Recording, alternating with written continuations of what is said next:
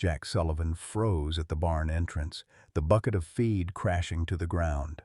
Thunder stood trembling in the shadows, his massive frame shuddering with each labored breath, silver coat matted with blood and something that sizzled against his skin. It wasn't just blood, it was chemical burns, dozens of them, blistering across the bull's muscular flanks. Dr. Mitchell gasped behind him, her clipboard clattering to the concrete floor as she rushed forward, medical bag already open. "Dear God in heaven," she whispered, her voice breaking. Martha would have known what to do. Martha would have moved without hesitation, not stood paralyzed like Jack, who suddenly felt every one of his 65 years weighing him down. "Get my kit from the truck now," Dr. Mitchell commanded, though her hands shook as she approached the suffering animal. What was happening to his bull every afternoon? And why did Thunder keep returning to whatever was causing this torture? Leave a like and share your thoughts in the comments along with the city you're watching from now. Let's continue with the story. Sunland Ranch stretched across 300 acres of Texas hill country, its rolling pastures dotted with live oaks that had witnessed 3 generations of Sullivan men work the land. The ranch house itself was modest, a weathered 2-story farmhouse with a wraparound porch where Jack Sullivan now sat every evening, rocking chair creaking beneath him as he watched the horizon for Thunder's return. At 65, Jack's face was a road map of hardship, deep lines etched by sun and sorrow alike. His hands, calloused and spotted with age, still possessed the strength that had carried him through Vietnam, through 30 years of marriage, and through the cancer that took Martha from him 3 years ago. He wore his solitude like his faded denim shirts, not by choice, but by circumstance. "Gotta check that south fence line today," he muttered to himself, a habit formed after years of speaking his thoughts aloud to Martha, then to no one at all. The silence of the house had become its own presence, broken only by the occasional creak of settling wood and the distant lowing of cattle. Thunder had been Jack's salvation after Martha passed. The Brahman bull, now 7 years old, and an impressive 2,100 pounds of muscle beneath a silver-gray coat, had come to Sunland Ranch 5 years earlier from a neighboring property. The owner, Billy McIntosh, had been unable to handle the bull's temperament. "Too damn stubborn," Billy had said, "like trying to reason with a freight train."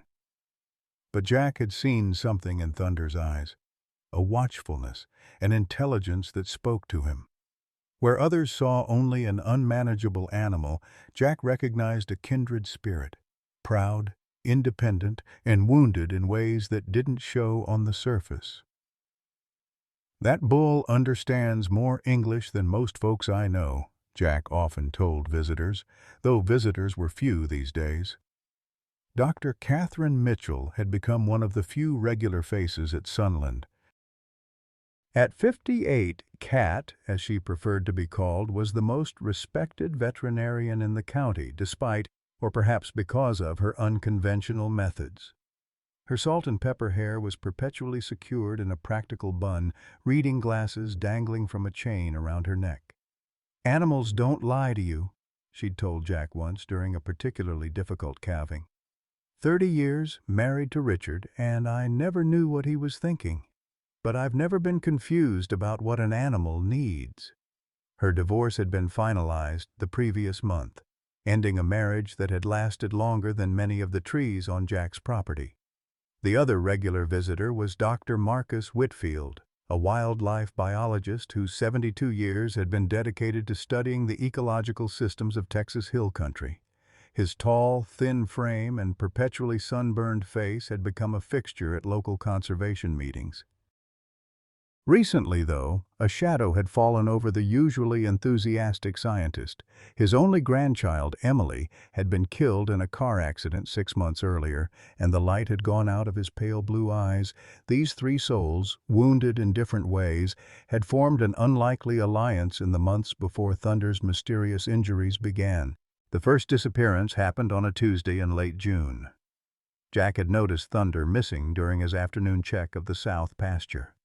Not particularly concerned, the bull had a habit of seeking shade during the hottest part of Texas summer days.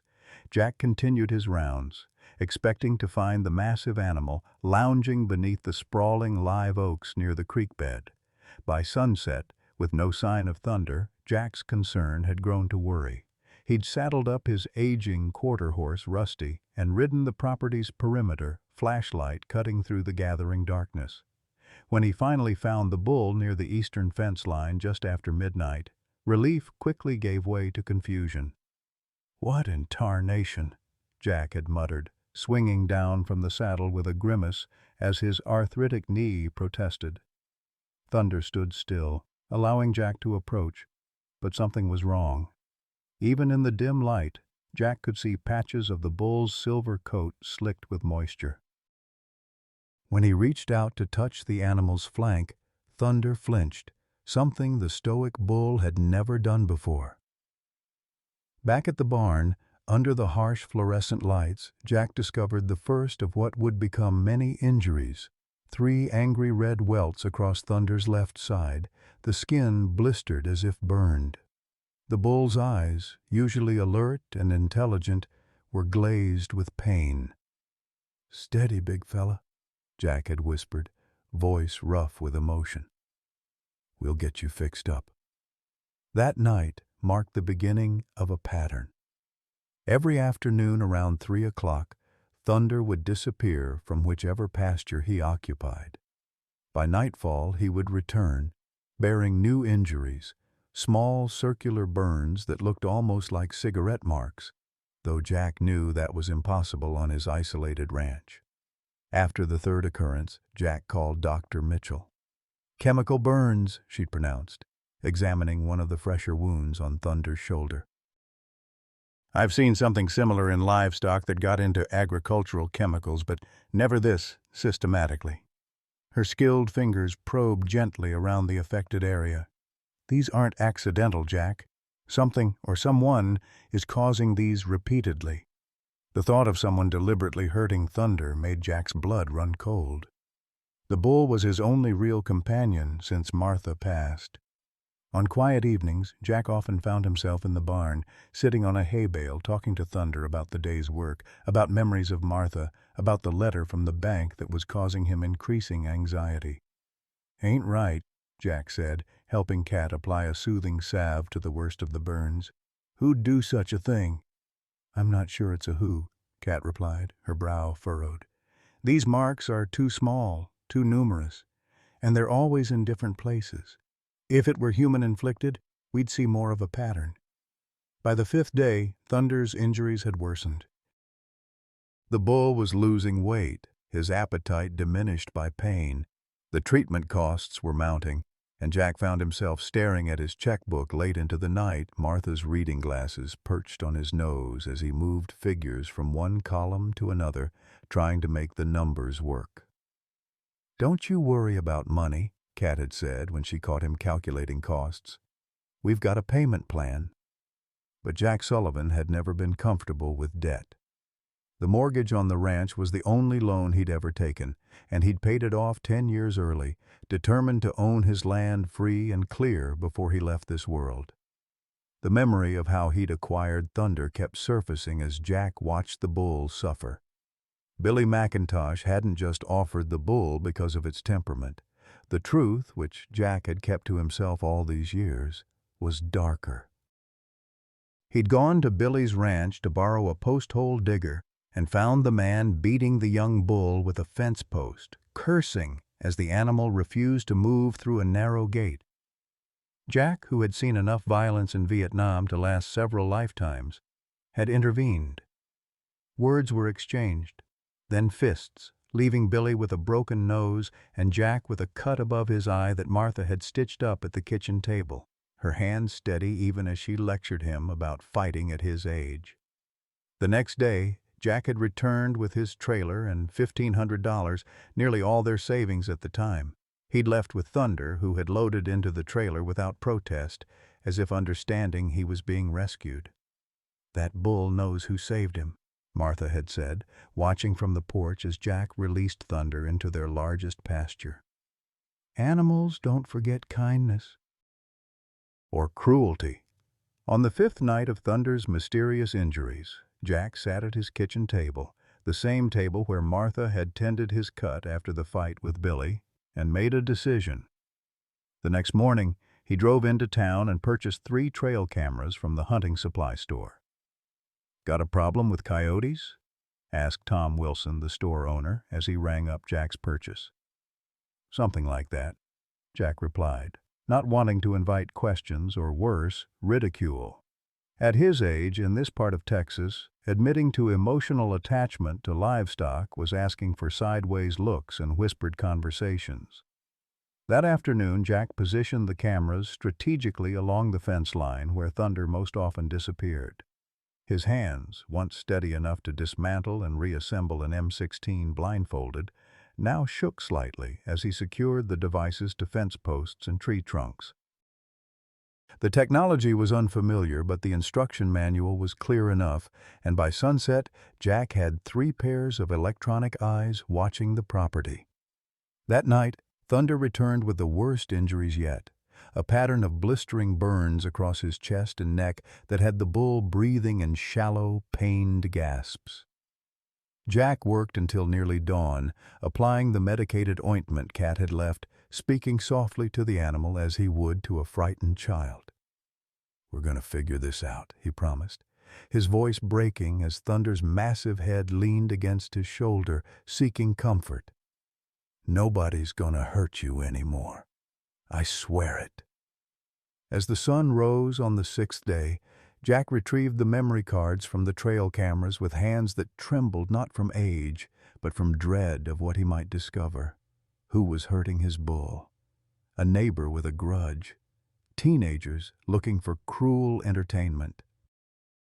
The possibilities churned in his stomach as he inserted the first card into his laptop, another piece of technology he'd reluctantly embraced after Martha's constant urging. "You can't stay stuck in the past forever, Jack Sullivan," she'd said, setting up the computer on their kitchen table. "The world's moving forward whether you like it or not." The first 2 cameras had captured nothing unusual, just Thunder grazing, then moving out of frame. But the 3rd camera, positioned near a narrow ravine that cut through the eastern edge of the property, revealed something that made Jack's breath catch in his throat. The footage showed Thunder approaching the ravine, head lowered, movements deliberate. The bull paused at the edge as if listening or smelling something. Then, with purpose that could not be mistaken for random wandering, Thunder descended into the ravine and out of the camera's view. Jack watched the footage 3 times, his coffee growing cold beside him. There was no sign of human interference, no evidence of anyone driving or forcing the bull toward the ravine. Thunder had gone willingly, deliberately, into whatever danger awaited him. "What are you doing, old boy?" Jack murmured to the screen, as if the digital image of his bull might answer. "What's down there that's worth getting hurt for?" The answer would come later that day when Jack, armed with the trail camera footage and a growing sense of both dread and determination, called both Cat Mitchell and Marcus Whitfield to help him solve the mystery that was literally eating away at his beloved bull. "I need to see that ravine," Dr. Whitfield said, adjusting his worn field hat as he studied the trail camera footage for the 3rd time. The wildlife biologist's thin frame was hunched over Jack's kitchen table, his perpetually sunburned face creased with concentration. Cat Mitchell stood behind them, arms crossed. "Those burns aren't accidental, Jack. They're too precise, too similar in size and depth." She pointed to a freeze frame of Thunder just before he descended into the ravine. "Look at his posture, head lowered, shoulders squared. He's not wandering, he's charging." The 3 of them set out under the merciless Texas summer sun, Jack leading the way on foot despite Cat's suggestion they take her truck. "Some places you can only reach proper on your own 2 feet, he'd insisted, grabbing his walking stick from beside the door, a gnarled piece of mesquite that Martha had varnished for him on their 30th anniversary. The eastern ravine cut through Jack's property like an ancient scar, 30 feet deep in places, carved by flash floods over countless seasons. Summer rains had been unusually heavy this year, and as they approached, Jack noticed how the vegetation had changed, greener, thicker than he remembered. "There's been water down there recently," Marcus observed, kneeling to examine the soil at the ravine's edge. "Flash flood about 2 weeks ago, I'd guess. That matches the timing of Thunder's first disappearance." They followed the edge until they found what appeared to be a trail, not human-made, but a path worn by repeated large animal traffic. Thunder's path. The descent was steep but navigable, and Jack led the way, ignoring the protest in his knees as he picked his way down the rocky slope. The bottom of the ravine was surprisingly lush, a narrow strip of green cutting through the otherwise drought-stressed landscape. The three walked single file, Jack in front, Marcus behind him collecting samples of plants and soil in small plastic bags, and Kat bringing up the rear, medical bag slung over her shoulder in case they found Thunder injured. It was Kat who first heard the sound, a soft lowing that was definitely bovine but higher pitched than Thunder's usual vocalization. "Jack, listen," she said, grabbing his sleeve. The sound came again, from around a bend in the ravine where the walls narrowed further. Jack moved forward cautiously, then froze as they rounded the corner. There, in a small clearing where the ravine widened slightly, were 7 calves, young ones, no more than a few months old. They were huddled together on a raised area, a small island of dry land surrounded by muddy, still damp soil from the recent flood. The calves were thin but alive, their coats a mixture of colors that suggested mixed breeding, some black, some brown, two with the distinctive silver gray of Brahmin bloodlines. "Good Lord," Jack breathed, taking in the scene. They must have been caught in the flash flood, washed downstream and trapped. Marcus nodded, crouching to examine the terrain. "Walls are too steep for them to climb out here. They're stuck and they're starving." He pointed to marks on the muddy ground. "Look at these tracks. Thunder's been coming down here every day." Kat moved closer to the calves, who shied away nervously. "They're dehydrated, but not severely so. Something's been keeping them alive." She looked back at Jack, realization dawning in her eyes. "Thunder's been protecting them. That's why he comes down here every day." But protecting them from what? The answer came in the form of a sharp, acidic smell that made Jack's nose wrinkle. Marcus noticed it too, his body tensing as he scanned the ravine walls. "Don't move," the biologist said quietly, pointing to a section of the ravine wall about 10 feet up. "Bombardier beetles, a whole colony of them." Jack followed Marcus's gaze and saw them. Hundreds of small, dark insects clustered in the crevices of the ravine wall. He'd heard of bombardier beetles but had never seen so many in one place. "They're normally solitary," Marcus explained, keeping his voice low. "But occasionally, under the right conditions, they form large colonies. The flash flood must have driven them up the walls and concentrated them here." "What's that got to do with Thunder's burns?" Jack asked, though a sickening suspicion was already forming in his gut. "Bombardier beetles have a unique defense mechanism," Marcus said. "When threatened, they mix chemicals in their abdomen to create a hot, caustic spray. It can reach temperatures of 212 degrees Fahrenheit, boiling point. Like getting hit with droplets of boiling acid." The pieces fell into place with horrifying clarity. Thunder had discovered the trapped calves and had been coming every day to protect them. The beetles, threatened by the massive bull, would have sprayed their chemical defense, explaining the precise, circular burns covering Thunder's body. "He's been drawing their fire," Jack said, his voice thick with emotion. "Deliberately making himself a target to keep them away from the calves." Kat shook her head in amazement. "The burns are worst on his front shoulders and head. He's been positioning himself between the beetles and the calves." As they were processing this discovery, Marcus moved closer to the trapped calves, studying them with professional interest that couldn't quite mask his personal wonder. "Jack," he said suddenly, "one of these calves looks familiar. The silver male with the black ears. He's got Thunder's marking pattern. I'd bet my retirement these are Brahman cross calves, and that one," he pointed to the largest of the silver calves, "that one is Thunder's offspring." Jack stared at the calf, seeing now the unmistakable resemblance, the same proud head carriage, the same pattern of coloration around the ears. "But these calves aren't mine," Jack said, confusion evident in his voice.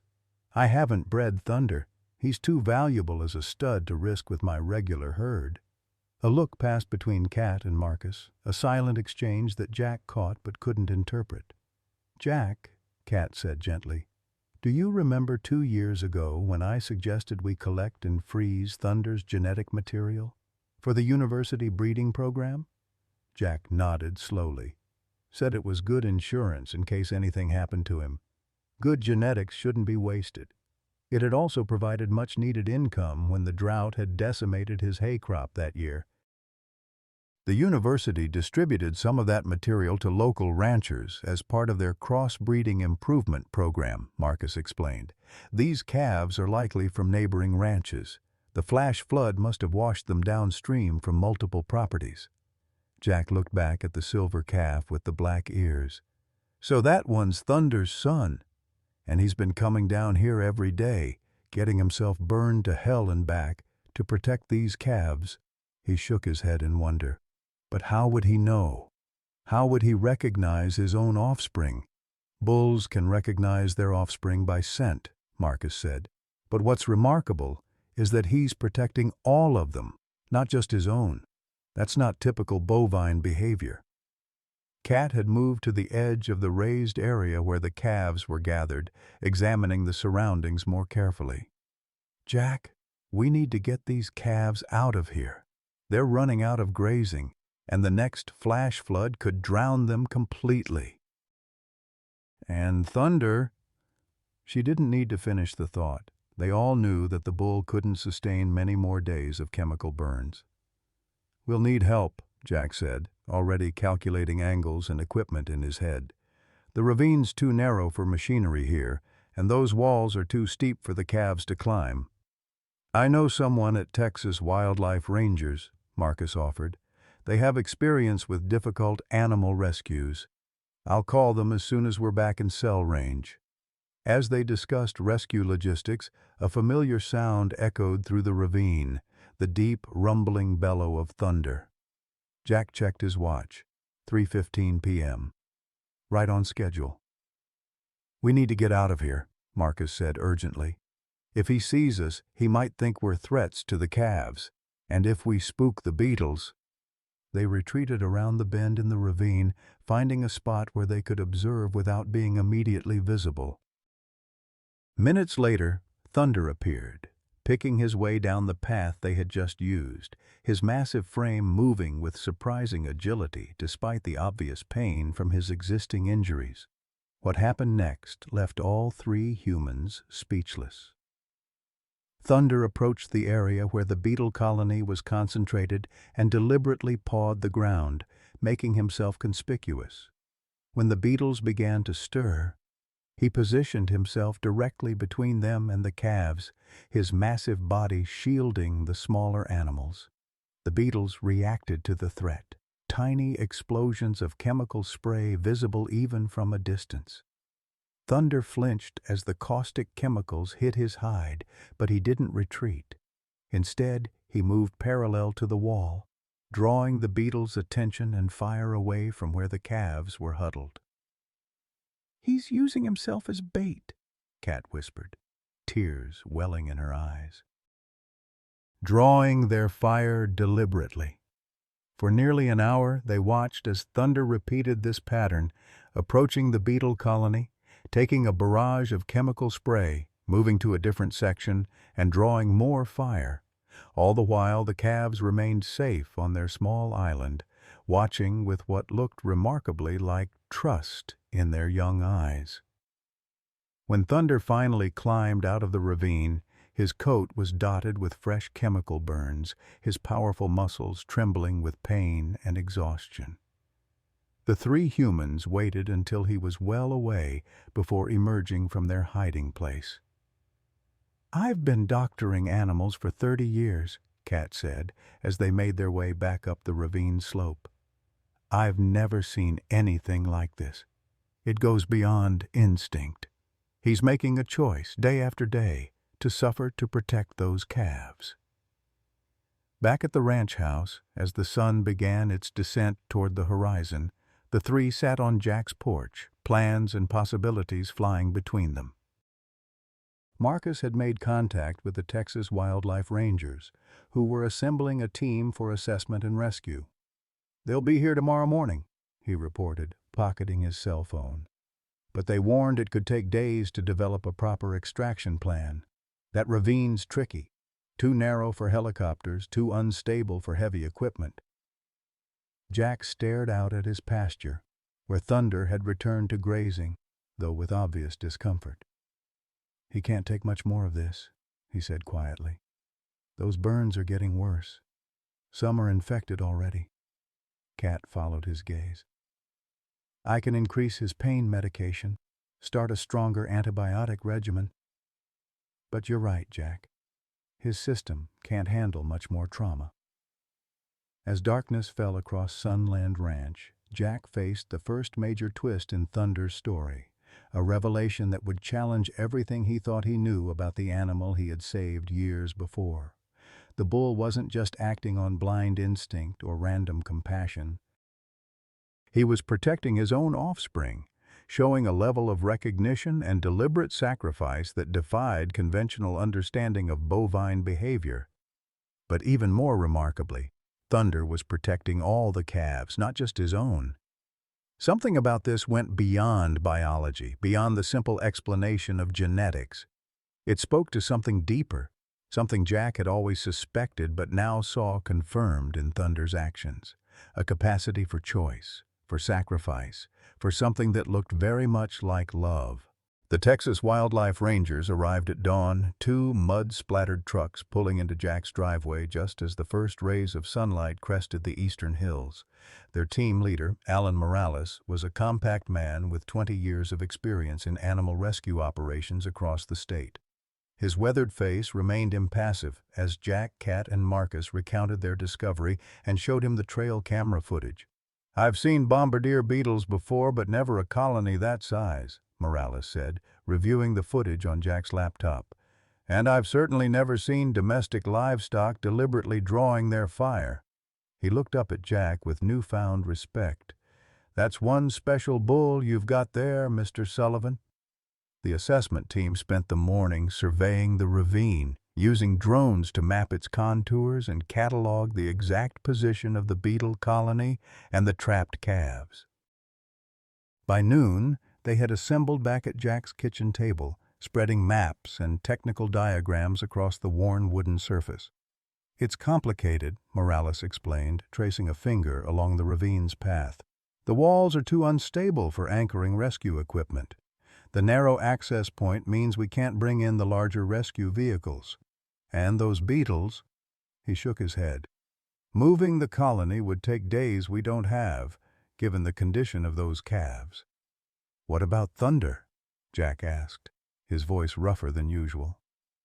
"He can't keep taking those chemical burns. Doc says his system is already fighting infection." Morales nodded solemnly. "We need to keep him away from the ravine while we work. Can you secure him in your barn?" Jack snorted. "You don't know Thunder. If he decides he's going to that ravine, no barn door in Texas is going to stop him." "We could sedate him," Kat suggested reluctantly, knowing how Jack felt about unnecessary medications for his animals. "No," Jack said firmly. "I won't have him drugged. He's been through enough." As the group debated options, Dr. Marcus Whitfield had been unusually quiet, studying the maps with intense concentration. Now he spoke up, his academic detachment giving way to unexpected emotion. "I've been studying Texas wildlife for 45 years, he said, pushing his glasses up on his nose. I've documented every kind of animal behavior you can imagine. But what Thunder is doing—" He paused, clearing his throat. "It challenges everything we think we know about bovine cognition and behavior. The bigger question right now," Morales interjected practically, "is how we get those calves out without anyone getting hurt, human or animal." The planning continued through the afternoon, complex rescue scenarios proposed and discarded as new complications arose. The ravine's narrowest sections couldn't accommodate the equipment needed to lift 7 calves. The beetle colony made direct approach dangerous, and with more summer storms in the forecast, time was running critically short. While the Rangers and Marcus worked on the technical aspects of the rescue, Kat took Jack aside to discuss Thunder's deteriorating condition. "I'm going to be straight with you, Jack," she said, her voice low as they stood in the barn beside the massive bull. "These burns are severe. In a human, we'd be talking about specialized burn unit care, skin grafts, maybe even induced coma to manage the pain." She gently examined a particularly angry welt on Thunder's shoulder. "The fact that he's still standing is a testament to his will, but his system is under tremendous stress." Jack nodded, his throat tight. "He's going back down there today, isn't he?" "Unless we physically prevent him, yes." Kat hesitated, then pressed on. "Jack, I want to try something. It's experimental, a treatment I've been developing for severe tissue damage and burns. It combines regenerative therapies with a new approach to pain management." Jack's eyes narrowed. "Why haven't I heard about this before?" Kat's gaze dropped momentarily. "Because it's not officially approved yet. I've been working on it for years, but the regulatory process is slow, and the research funding dried up after—" She trailed off. "After what, Kat?" Jack pressed. "After I lost my medical license." The words hung in the barn's dusty air. "Before I became a veterinarian, I was a surgeon, human surgeon." Jack stared at her, processing this revelation. "You never mentioned that." "It's not something I'm proud of discussing," Kat said, meeting his eyes again. "There was a patient, terminal cancer, suffering horribly. I developed a treatment that showed promise in lab tests, but it wasn't approved for human use. The patient begged me." She shook her head. "I made a choice. The treatment failed, the patient died, and the medical board determined I had crossed an ethical line." Jack was silent for a long moment, his gaze moving from Kat to Thunder and back again. "This treatment you want to use on Thunder? It's the same one?" "An evolved version," Kat confirmed. "I've spent the last 15 years refining it, testing it properly. It works, Jack. I've used it on smaller animals with remarkable results. But never on livestock and never on burns this severe." "What are the risks?" "Honestly, I don't know. Thunder's injuries are beyond anything in veterinary literature. No cow or bull has ever survived chemical burns this extensive. We're in uncharted territory." Jack reached out to stroke Thunder's massive neck, feeling the heat of inflammation under his palm. "He's dying anyway, isn't he?" Kat's silence was answer enough. "Then we try your treatment," Jack decided. "After today, once more, he goes down there on his own terms. Then we step in." As 3 o'clock approached, Jack insisted on watching Thunder's daily journey to the ravine. Against the ranger's advice, he followed at a distance as the bull made his now familiar path across the pasture toward the eastern property line. "I need to see it," he explained to Kat, who walked beside him. "Need to understand what drives him." They positioned themselves on a rise overlooking the ravine, close enough to observe but far enough to avoid detection by either Thunder or the beetles. Through binoculars, they watched the bull's methodical descent into the ravine, his deliberate provocation of the beetle colony, and his strategic positioning to draw fire away from the calves. "My God," whispered Ranger Morales, who had insisted on accompanying them. "He's creating a diversion. That's tactical thinking. For an agonizing hour, they watched Thunder endure wave after wave of chemical attacks, his massive body shuddering with each hit, but his resolve never wavering. When he finally climbed out of the ravine, his gait was noticeably slower, his proud head hanging lower than before. "Tomorrow," Jack said as they walked back to the ranch house, "tomorrow we get those calves out. I don't care what it takes." That night, gathered around Jack's kitchen table, the expanded team finalized their rescue plan. It would require specialized equipment rushed in from San Antonio, experienced climbers from the Rangers Technical Rescue Division, and a custom-built protective apparatus to shield against the beetles' chemical spray. 4 days, Morales estimated, reviewing the logistics. "That's our timeline from equipment arrival to extraction." "Thunder doesn't have 4 more days of this," Kat objected, showing them photos of the bull's latest injuries. "His system is already in shock." A heavy silence fell over the room, broken finally by Jack's quiet, determined voice. "Then we need to try something else." The conversation that followed lasted well into the night, with proposals ranging from the practical to the desperate. Could they create a barrier to block the beetles? Impossible given the colony's size and position. Could they sedate the entire colony? Too risky with the calves so close.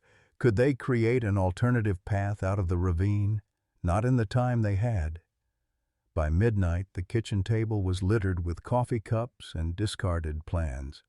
The Rangers had retreated to their vehicles to grab a few hours of sleep before the equipment arrived from San Antonio. Kat had gone to her truck to prepare Thunder's evening medications and the first components of her experimental treatment. Jack found himself alone with Marcus, the elderly biologist, staring thoughtfully out the kitchen window at the star-filled Texas sky. "Something's been bothering me all day," Marcus said without turning. "Those calves. They're all from different ranches, washed downstream in the flash flood. Yet one of them is definitely Thunder's offspring." "Coincidence," Jack suggested. "The university program distributed his genetic material to several ranches in the county." "Perhaps," Marcus conceded, "but I've been looking at the markers. Their coloration patterns, their conformation." He turned to face Jack. "I think all 7 of those calves might be Thunder's offspring." Jack stared at him. "That's impossible. The odds of a flash flood gathering calves from that many different locations—" "Unless they weren't from different locations," Marcus interrupted. "Jack, how many ranches received Thunder's genetic material through the university program?" Jack thought back to the paperwork he'd signed. 3 or 4, I think. "Why?" "Because I recognize the particular silver-gray pattern on these calves. It's distinctive to Thunder's bloodline, with some subtle variations based on the maternal genetics." Marcus pulled out his tablet, showing Jack close-up photos he'd taken of each calf. "These aren't random calves from random ranches. They all share Thunder's genetic markers." As Jack studied the photos, recognition dawned slowly, followed by a cold weight in the pit of his stomach. "The Sullivan silver," he murmured. "That's what Martha called it. The particular way the gray catches the light. Said it looked like quicksilver flowing over steel." Marcus nodded. "Exactly. And all 7 calves show variations of it." He hesitated, then asked the question that had been forming in his mind all day. "Jack, did you sell Thunder's genetic material to anyone besides the university program?" The kitchen seemed suddenly airless. Jack stood up abruptly, moving to the window, his back to Marcus. "It was right after Martha got sick," he said finally, his voice barely audible. "The cancer treatments weren't covered by our insurance. Experimental, they called them." A bitter laugh escaped him. "Funny how that word keeps coming up." "You needed money," Marcus said gently. It wasn't a question. $50,000 for the first round of treatments, another 30 for the second. Jack's shoulders sagged under the weight of the memory. The bank wouldn't extend our mortgage. Property values were down that year. I'd already sold off half my herd. So you sold Thunder's genetic material privately? Jack nodded, still facing the window. To Gregory Wilson. He owns that big commercial operation over by the state line. Paid premium price because Thunder's bloodline is rare, disease-resistant. Said he was starting a special breeding program. He turned back to Marcus, his eyes haunted. I made him promise the calves would be well treated. Even made him sign a contract saying they'd never be used for veal production. Marcus processed this information, the pieces falling into place. Wilson's ranch is upstream from here, on Buffalo Creek. The same creek that feeds this ravine during flash floods, Jack confirmed. You think those calves came from Wilson's operation? It would explain why they all share Thunder's genetics despite their different colorations, different mother cows, but the same father. Marcus hesitated before adding, and why they were all caught in the same flash flood event. The implications hung heavy in the air between them. If all 7 calves were Thunder's offspring, his daily self-sacrifice took on an even deeper dimension.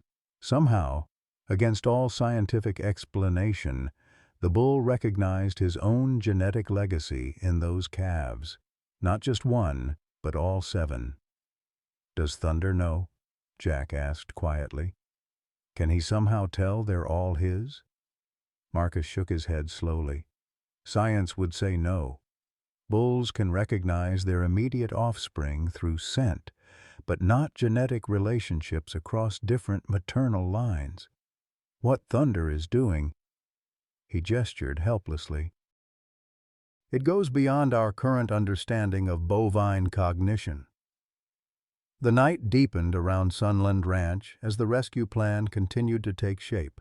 Equipment began arriving before dawn, specialized harnesses, protective gear, medical supplies. A team of veterinarians from Texas A&M joined the operation, bringing expertise in large animal rescue and emergency care. Through it all, Jack found himself returning again and again to the barn, where Thunder stood stoically despite his increasing pain. Cat's experimental treatment had begun, a complex regimen of injections, topical applications, and supportive care. The bull's mighty frame was now connected to IV fluids, his proud neck bearing the indignity of a medical collar to prevent him from disturbing the treatment sites. He knows what's happening, Jack told Cat as they monitored Thunder's vital signs. He knows we're trying to help the calves. Cat didn't dispute this, though her scientific training would normally have prompted skepticism. Instead, she checked Thunder's pulse, her fingers gentle against his thick hide. His heart rate is elevated but steady. If we can keep the infection under control for the next 48 hours, he has a fighting chance. Outside the barn, the rescue operation was transforming Jack's quiet ranch into a hive of activity. Specialized equipment was positioned near the ravine. A protective barrier was being constructed to shield the rescue team from the beetle colony. Veterinarians prepared a treatment area for the calves once they were extracted. Through it all, Thunder watched from his stall, his dark eyes following the movement of vehicles and people across the property. When Jack approached with a bucket of feed, the bull ignored the offering, his gaze fixed on the eastern horizon where the ravine cut through the landscape. "Not today, old friend," Jack said softly, stroking the massive head. "Today, you rest. Let us handle this one." As if understanding, Thunder lowered his head against Jack's chest, a gesture of such trust and exhaustion that the old rancher felt tears sting his eyes. In that moment, he made a silent promise, to the bull, to Martha's memory, to himself, that whatever it took, whatever it cost, Thunder would not face another day of suffering. The calves would be rescued, the bull would be healed, and the mysterious bond between them would be honored. What Jack couldn't know, as the rescue operation moved into high gear, was that nature had its own timeline. Dark clouds were gathering on the western horizon, and the Weather Service had just issued a flash flood warning for the entire county. The ravine that had trapped the calves was about to become even more dangerous, and the rescue team's carefully constructed timeline was about to be violently compressed. The race to save not just the calves, but Thunder himself had officially begun. The storm warnings came over the emergency radio at 5:42 a.m., jolting Jack from his fitful sleep in the recliner beside Thunder's stall. The National Weather Service was tracking a slow-moving system capable of dropping 3 to 5 inches of rain in a matter of hours, precisely the conditions that created flash floods in hill country ravines. "We need to move now," Ranger Morales declared, gathering his team in the pre-dawn darkness.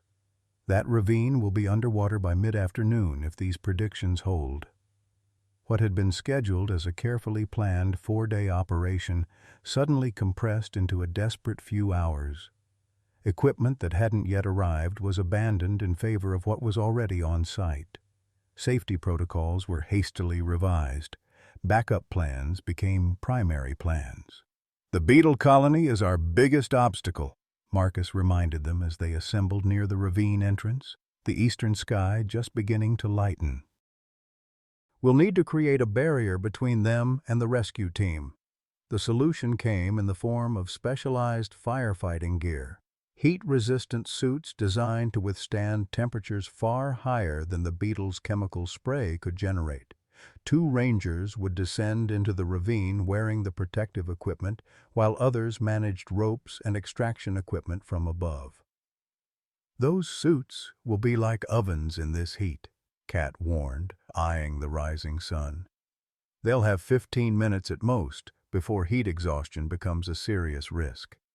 Jack watched the preparation with growing unease. Despite the expertise assembled, despite the specialized equipment, the operation felt increasingly precarious. The darkening western sky, the steep ravine walls, the unpredictable beetle colony, every element seemed poised to work against them. His thoughts kept returning to Thunder, sedated in the barn under Kat's care. The bull's condition had stabilized overnight, but the massive body was still fighting infection and shock from days of chemical burns. The experimental treatment was showing early promise, some of the smaller burns already exhibiting unexpected healing, but Thunder's most severe injuries remained critical. "Mr. Sullivan?" A young ranger approached, breaking Jack's reverie. "We're ready to begin the descent. Ranger Morales thought you might want to observe from the command position." Jack nodded, following the young man to where Morales had established an observation point with clear sight lines into the ravine. Through binoculars, Jack could see the 7 calves still huddled on their small island of safety, visibly thinner than days before, their movements lethargic from hunger and stress. "First team going in now," Morales announced into his radio. 2 rangers in the bulky, heat-resistant suits began their careful descent, each movement deliberate to avoid dislodging rocks that might disturb the beetle colony. The rescue plan was straightforward in concept: reach the calves, secure them in specially designed harnesses, and extract them one by one using a pulley system anchored to the rangers' trucks. In execution, every step presented challenges. The ravine floor was muddy and treacherous. The calves, weak and frightened, resisted the unfamiliar humans. And the beetle colony, agitated by the activity, began sending warning sprays into the air. "They're getting agitated," Marcus warned, monitoring the beetles through a spotting scope. "If they swarm—" He didn't need to finish the thought. Everyone understood the risk posed by hundreds of bombardier beetles attacking simultaneously, even with protective gear. The first ranger reached the calves, moving slowly to avoid startling them. "Contact made," crackled the radio. "Beginning harness placement on subject 1. Jack watched as the ranger carefully approached the smallest calf, a brown female with Thunder's distinctive silver markings on her face. The animal backed away at first, pressing against her companions, but hunger and exhaustion had dulled her fear response. Within minutes, the ranger had secured the harness around her small body. "Subject 1 secure," came the radio update. "Beginning extraction."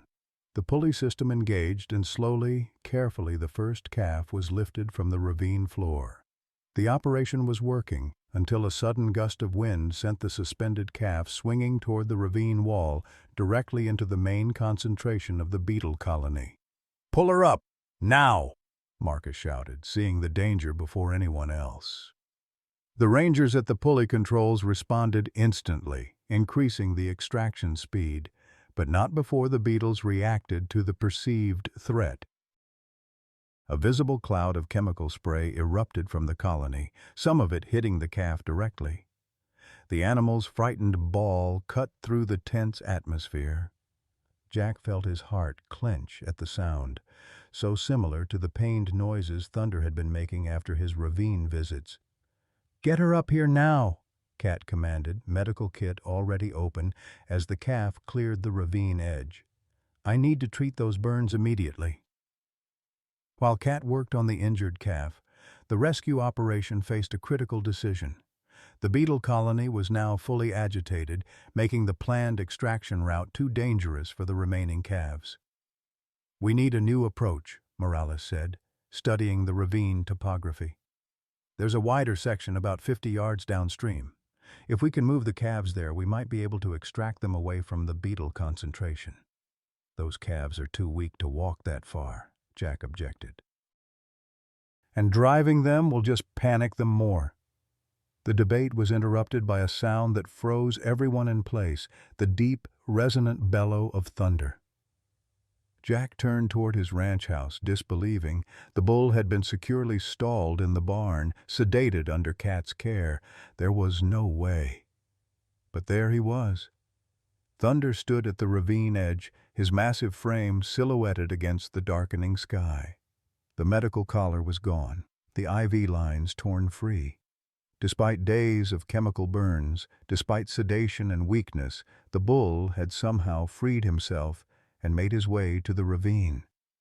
"How the hell did he get out?" Morales demanded. Cat, looking up from treating the injured calf, shook her head in disbelief. "I sedated him myself. He should barely be able to stand, let alone walk all the way out here." But Thunder was doing more than standing. As they watched in stunned silence, the bull began his descent into the ravine, following the same path he had taken for days.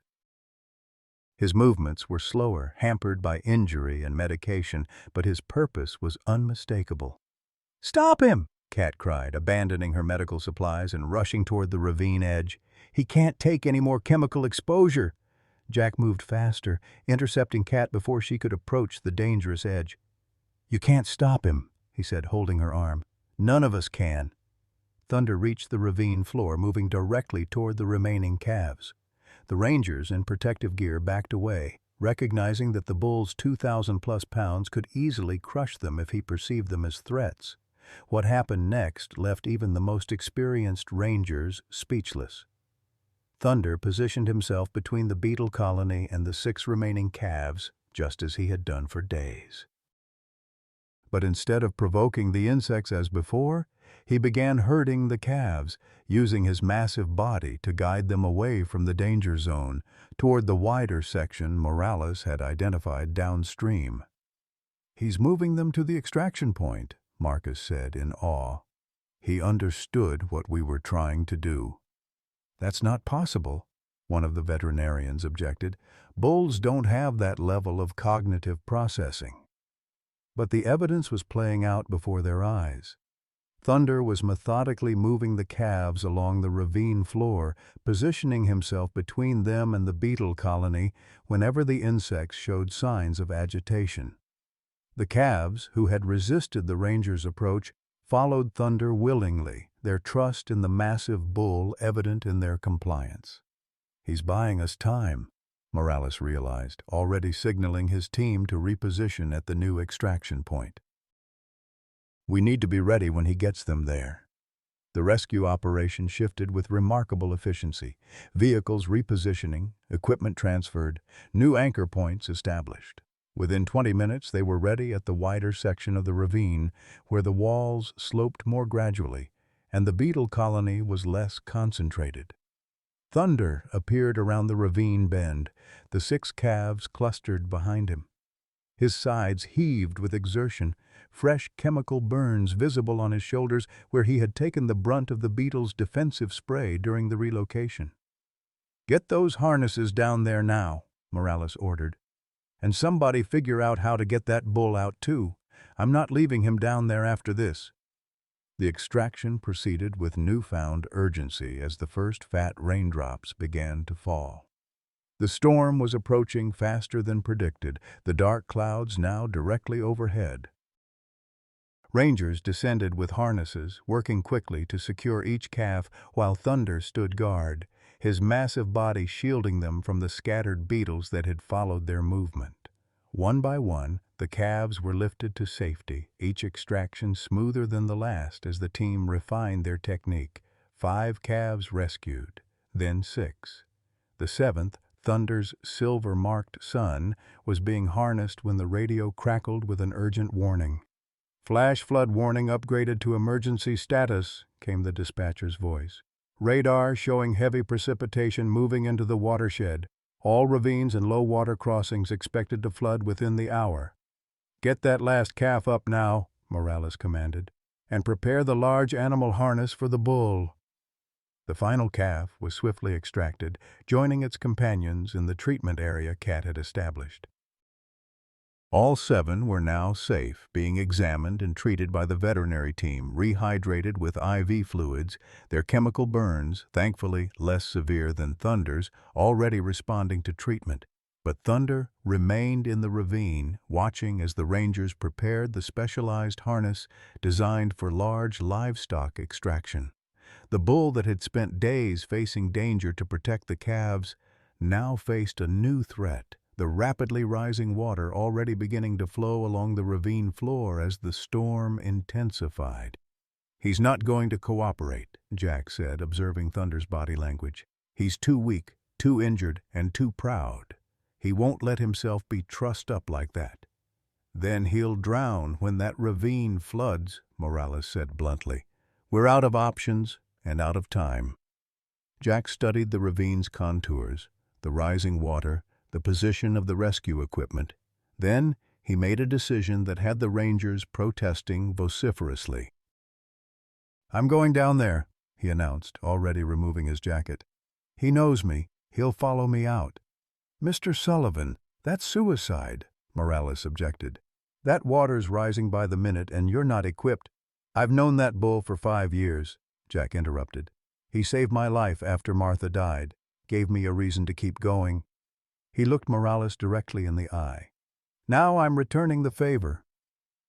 Before anyone could stop him, Jack began descending into the ravine, using the same rope path the rangers had established. His arthritic knees protested each jarring step, but he forced himself to continue, focusing on Thunder's massive form growing larger as he approached.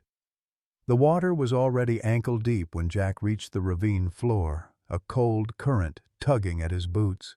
Thunder watched his approach, the bull's proud head lowered with exhaustion, fresh chemical burns angry and red across his silver coat.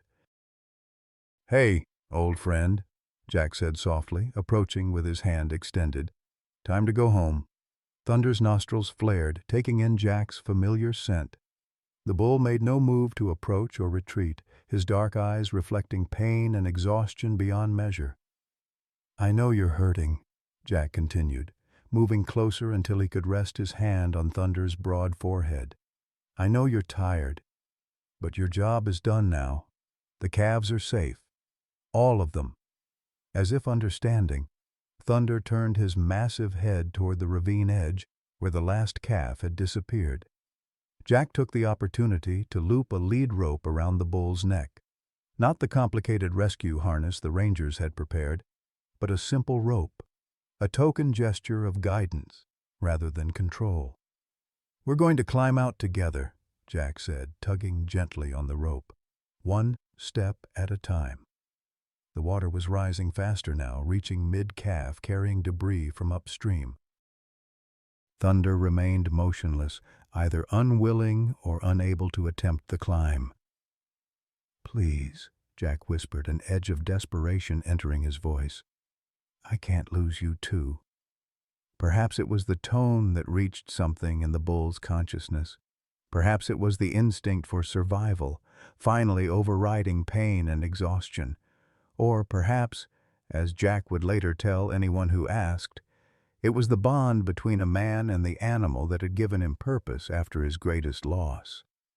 Whatever the reason, Thunder began to move, following Jack toward the ravine wall where the rangers had established the extraction route. The bull's movements were painfully slow, each step an obvious struggle against injury and weakness. "That's it," Jack encouraged, keeping tension on the lead rope. Just a little further. The climb was torture for both man and bull. Jack's joints screamed in protest as he scrambled up the rocky slope, constantly checking to ensure Thunder was still following. The bull navigated the incline with painful determination, his powerful legs trembling with each upward step. Halfway up, disaster struck. A surge of water crashed through the ravine, rising from ankle-deep to waist-high in seconds. The sudden force knocked Jack off his feet, tearing the lead rope from his grasp. He tumbled several feet down the slope before managing to catch himself on an outcropping. Thunder, startled by the surge and Jack's fall, backed away from the climbing route, moving deeper into the ravine where the water was quickly becoming a raging torrent. "No!" Jack shouted, struggling to regain his footing on the slippery slope. "Thunder! Come back!" The bull hesitated, caught between instinctive flight from the rising water and his connection to Jack. Above, rangers were shouting, preparing emergency lines. But the roar of the flood made communication nearly impossible. In that critical moment, with water rising and options disappearing, Jack made a decision born of desperation and deep understanding of the animal he was trying to save. Instead of pursuing Thunder directly, he began climbing back up the ravine wall. "What are you doing?" Morales shouted from above. "He's going the wrong way." "Trust me," Jack called back, continuing his ascent with grim determination. Upon reaching the top, soaked and gasping, Jack immediately headed for the command vehicle where the rangers had established communications. "I need a bullhorn," he demanded. "Now!" Moments later, Jack stood at the ravine edge, bullhorn in hand, watching as Thunder struggled to maintain position against the now chest-deep current. The bull was trapped in a widening section of the ravine, water swirling around his massive body, debris battering his already injured flanks. Jack raised the bullhorn to his lips and produced a sound that had nothing to do with words, a distinctive whistle pattern, 3 notes rising in pitch, followed by 2 falling. It was the call he had used for 5 years to summon Thunder from the furthest pastures, a signal that meant safety, food, home. The sound carried over the roar of the floodwaters, echoing off the ravine walls. Thunder's head came up, ears pivoting forward, recognizing the call despite the chaos surrounding him. Jack whistled again, then again, each repetition a lifeline thrown across the divide between man and animal. Thunder began to move, fighting against the current, toward the sound that represented security in his world. "He's coming back to the extraction point," Marcus reported, watching through binoculars. "Incredible!" But the water was still rising, now reaching Thunder's shoulders, powerful enough to sweep even his 2,000-pound frame downstream if he lost his footing. Jack continued the whistle pattern, moving along the ravine edge to guide Thunder toward the least steep section of wall. The bull's progress was agonizingly slow, each step a battle against the current. Twice he nearly went under, regaining his balance just as the rangers prepared to attempt a desperate lasso extraction. But he kept coming, following Jack's whistle with single-minded determination. When Thunder finally reached the extraction point, he was barely recognizable as the proud, powerful animal Jack had raised. His silver coat was mud-covered and bloody, his massive frame trembling with exhaustion, his breathing labored. But his dark eyes remained fixed on Jack, tracking his movement along the ravine edge. "We need to get him up now," Morales urged as another surge of water crashed through the ravine. That next wave could take him. The large animal harness was lowered again, but as Jack had predicted, Thunder reacted with alarm to the unfamiliar equipment, backing away despite his exhaustion. "There's another way," Jack insisted. "But I need to go back down." Before Morales could object, Cat stepped forward. "Let him try. He knows that bull better than any of us." Secured with safety lines, Jack descended once more to the ravine floor, now thigh-deep in swirling water. Thunder watched his approach, no longer retreating but not advancing either, his massive body braced against the current. Jack reached the bull and did something that had the rangers holding their breath. He removed his safety harness and looped it around his own body and Thunder's neck, creating a makeshift connection between them. "We climb together," Jack said to the bull, his voice barely audible above the roaring water. Just like always. With rangers providing tension on the safety lines from above, Jack began ascending the ravine wall for the third time, Thunder following behind him, connected by the improvised harness. It wasn't a technical rescue by any standard methodology, but it worked, the bull responding to Jack's presence and guidance where he had resisted conventional equipment. The ascent was grueling, each upward step a victory against gravity, injury, and exhaustion. Jack's aging body protested every movement, his knees threatening to buckle, his lungs burning with exertion. But he continued, constantly speaking to Thunder, maintaining the connection that was their only hope of survival. 3/4 of the way up, another surge hit the ravine, the water rising with frightening speed. The force of it nearly tore Jack from his position, the safety lines going taut as rangers above struggled to maintain their hold. In that moment of crisis, something remarkable happened. Thunder, sensing Jack's precarious position, pressed his massive body against the ravine wall, creating a barrier between Jack and the worst of the current. The bull that Jack had saved years before was now protecting him, using his last reserves of strength to shield the human he trusted. "They're protecting each other," Marcus observed in wonder, "co-preserving." With Thunder's bulk providing crucial stability, Jack regained his footing and continued the ascent. The final yards were a blur of pain and determination, man and bull moving as a single unit toward safety.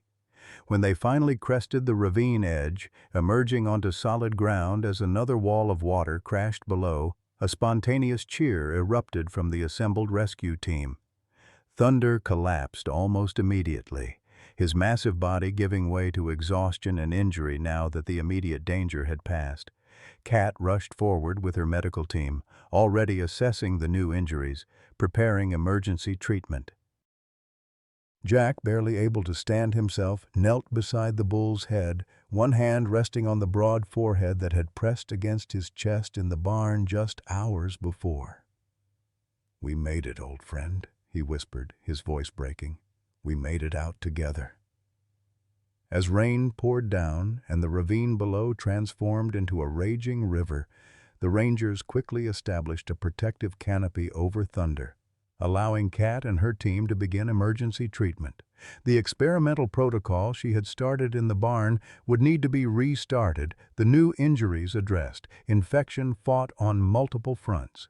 Standing aside to let the medical team work, Jack found himself next to Marcus, both men soaked and mud-covered, watching as Cat fought to save the bull that had shown such extraordinary courage. "In 45 years, studying animal behavior," Marcus said quietly, "I've never seen anything like what I witnessed today." He recognized the danger to the calves. He protected them systematically. He responded to complex situational changes.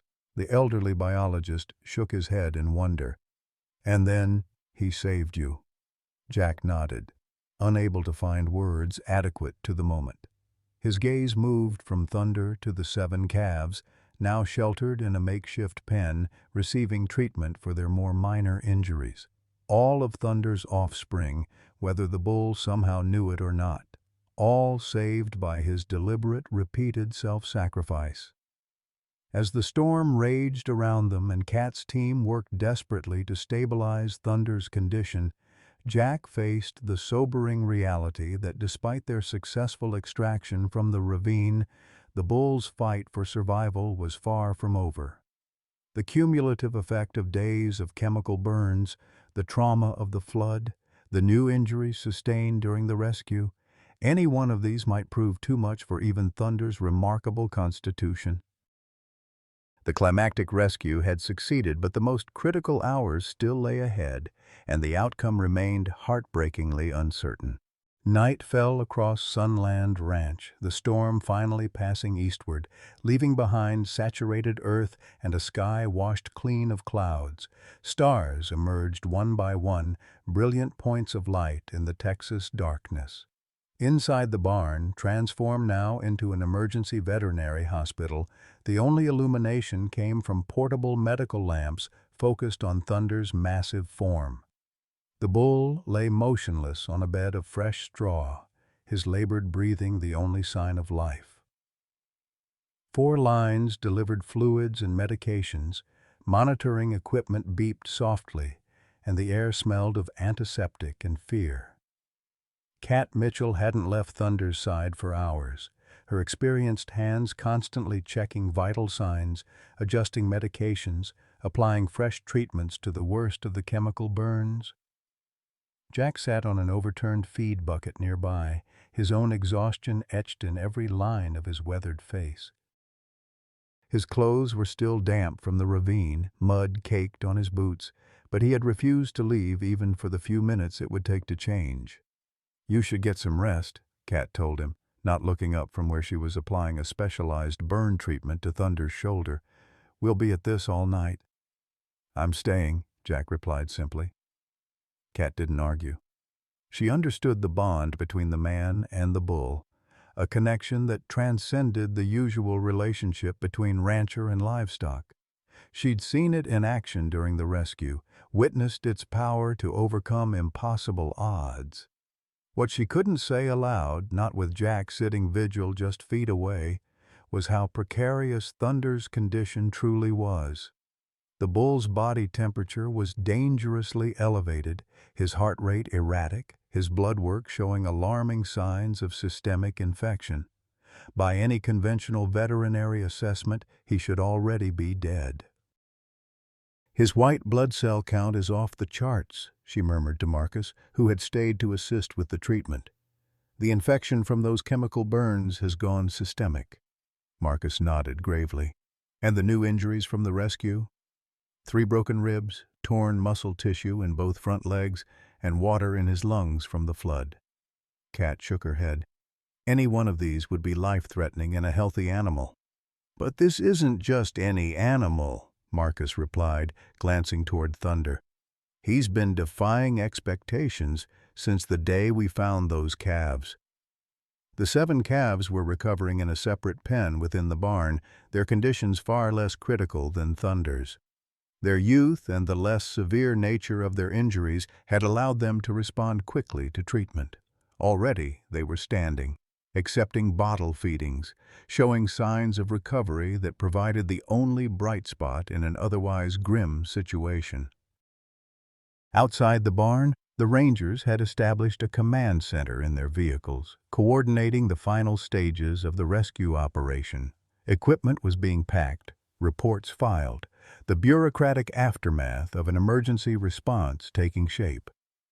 But Ranger Morales had chosen to remain at the ranch overnight, ostensibly to oversee the cleanup, though Jack suspected it was as much to learn Thunder's fate. Near midnight, as Cat was preparing another round of antibiotics, Thunder's condition suddenly deteriorated. The monitoring equipment began emitting urgent warnings, the bull's massive body convulsing with fever and pain. "He's crashing," Cat announced, her professional demeanor giving way to urgent concern. Jack, I need your help. Hold his head steady while I administer this. Jack moved instantly to Thunder's head, kneeling in the straw to cradle the massive skull in his lap. The bull's eyes were half open but unseeing, his breathing shallow and rapid. "Come on, old friend," Jack whispered, his voice breaking. "You fought too hard to give up now." Cat worked with practiced efficiency, injecting medications directly into the IV line, adjusting oxygen flow, applying emergency measures honed through decades of veterinary experience. But Thunder's vital signs continued to decline, his massive body fighting a battle that seemed increasingly unwinnable. "It's not working," Cat said finally, stepping back from the medical equipment with defeated shoulders. "The infection is too widespread, the injury's too severe. His system is shutting down." Jack looked up at her, his face ashen in the harsh medical lighting. "What are you saying, Doc?" "I'm saying—" Cat hesitated, the words sticking in her throat. "I'm saying it might be time to consider ending his suffering, Jack." The silence that followed was profound, broken only by the increasingly erratic beeping of the monitoring equipment. Jack's hand continued to stroke Thunder's forehead, a rhythmic motion that seemed to comfort him as much as the bull. "You want me to put him down?" Jack said finally, his voice flat. "I want to spare him further pain," Cat corrected gently. "He's fought harder than any animal I've ever treated. But sometimes—" she glanced at Marcus, seeking support. "Sometimes the kindest thing we can do is let them go." Marcus stepped forward, his elderly frame stooped with fatigue and emotion. "She's right, Jack. Medically speaking, it's a miracle he's lasted this long. The damage to his system is catastrophic." Jack's gaze never left Thunder's face. "You've been telling me what's impossible about this bull since the day we found those calves. Said it was impossible for him to recognize his offspring across different maternal lines. Said it was impossible for him to develop a strategic approach to protecting them. Said it was impossible for him to understand our rescue plan." His voice hardened. "And every single time he proved you wrong." "This is different," Cat said softly. "This isn't about behavior or cognition. This is about physical damage that no living creature should be able to survive." "Maybe so," Jack conceded. "But I'm not making this decision tonight. Not while there's still any chance at all." Cat exchanged glances with Marcus, professional concern warring with respect for Jack's wishes. Finally she nodded. "All right, we continue treatment through the night. But Jack," she placed a hand on his shoulder, "prepare yourself for the possibility that he won't see morning." As the night deepened toward its darkest hours, Thunder's condition continued to deteriorate despite Cat's best efforts. His breathing became increasingly labored, his temperature climbing despite cooling measures, his massive body occasionally trembling with pain that even heavy medication couldn't fully suppress. Jack maintained his vigil, speaking softly to the bull when no one else was within earshot, reminiscences and encouragements meant for Thunder alone. He told stories of Martha, of their life together, of how Thunder had given him purpose after her death. "She would have loved seeing what you did for those calves," Jack murmured, his calloused hand still stroking the bull's forehead. "Always said animals understand more than we give them credit for." Around 3 a.m., with Cat catching a brief rest in her truck and Marcus dozing in a chair nearby, Thunder's breathing pattern changed, becoming more strained, more desperate. Jack recognized the shift immediately, the same labored gasping he had heard from Martha in her final hours. "Doc," he called, his voice cracking. "Doc, something's changing." Cat was there in moments, her professional composure instantly restored despite her exhaustion. She checked Thunder's vital signs, listened to his lungs, examined his eyes. "His organs are failing," she said quietly. "The infection has spread to his lungs and heart. Jack," she met his gaze directly, "it's time." Jack stared at her, then back at Thunder, whose massive chest heaved with each difficult breath. The bull who had defied impossible odds to protect his offspring, who had trusted Jack enough to follow him up from the flood-ravaged ravine, was now fighting his final battle, and losing. "Can he feel it?" Jack asked, his voice barely audible. "Is he in pain?" "Yes," Kat answered honestly. "The medication helps, but with systemic failure this advanced—" She didn't need to finish the thought. Jack nodded slowly. A lifetime of ranch decisions, hard, necessary, compassionate decisions, weighing on him in this moment. How long would it take? If we let nature take its course? Hours, maybe. Possibly longer.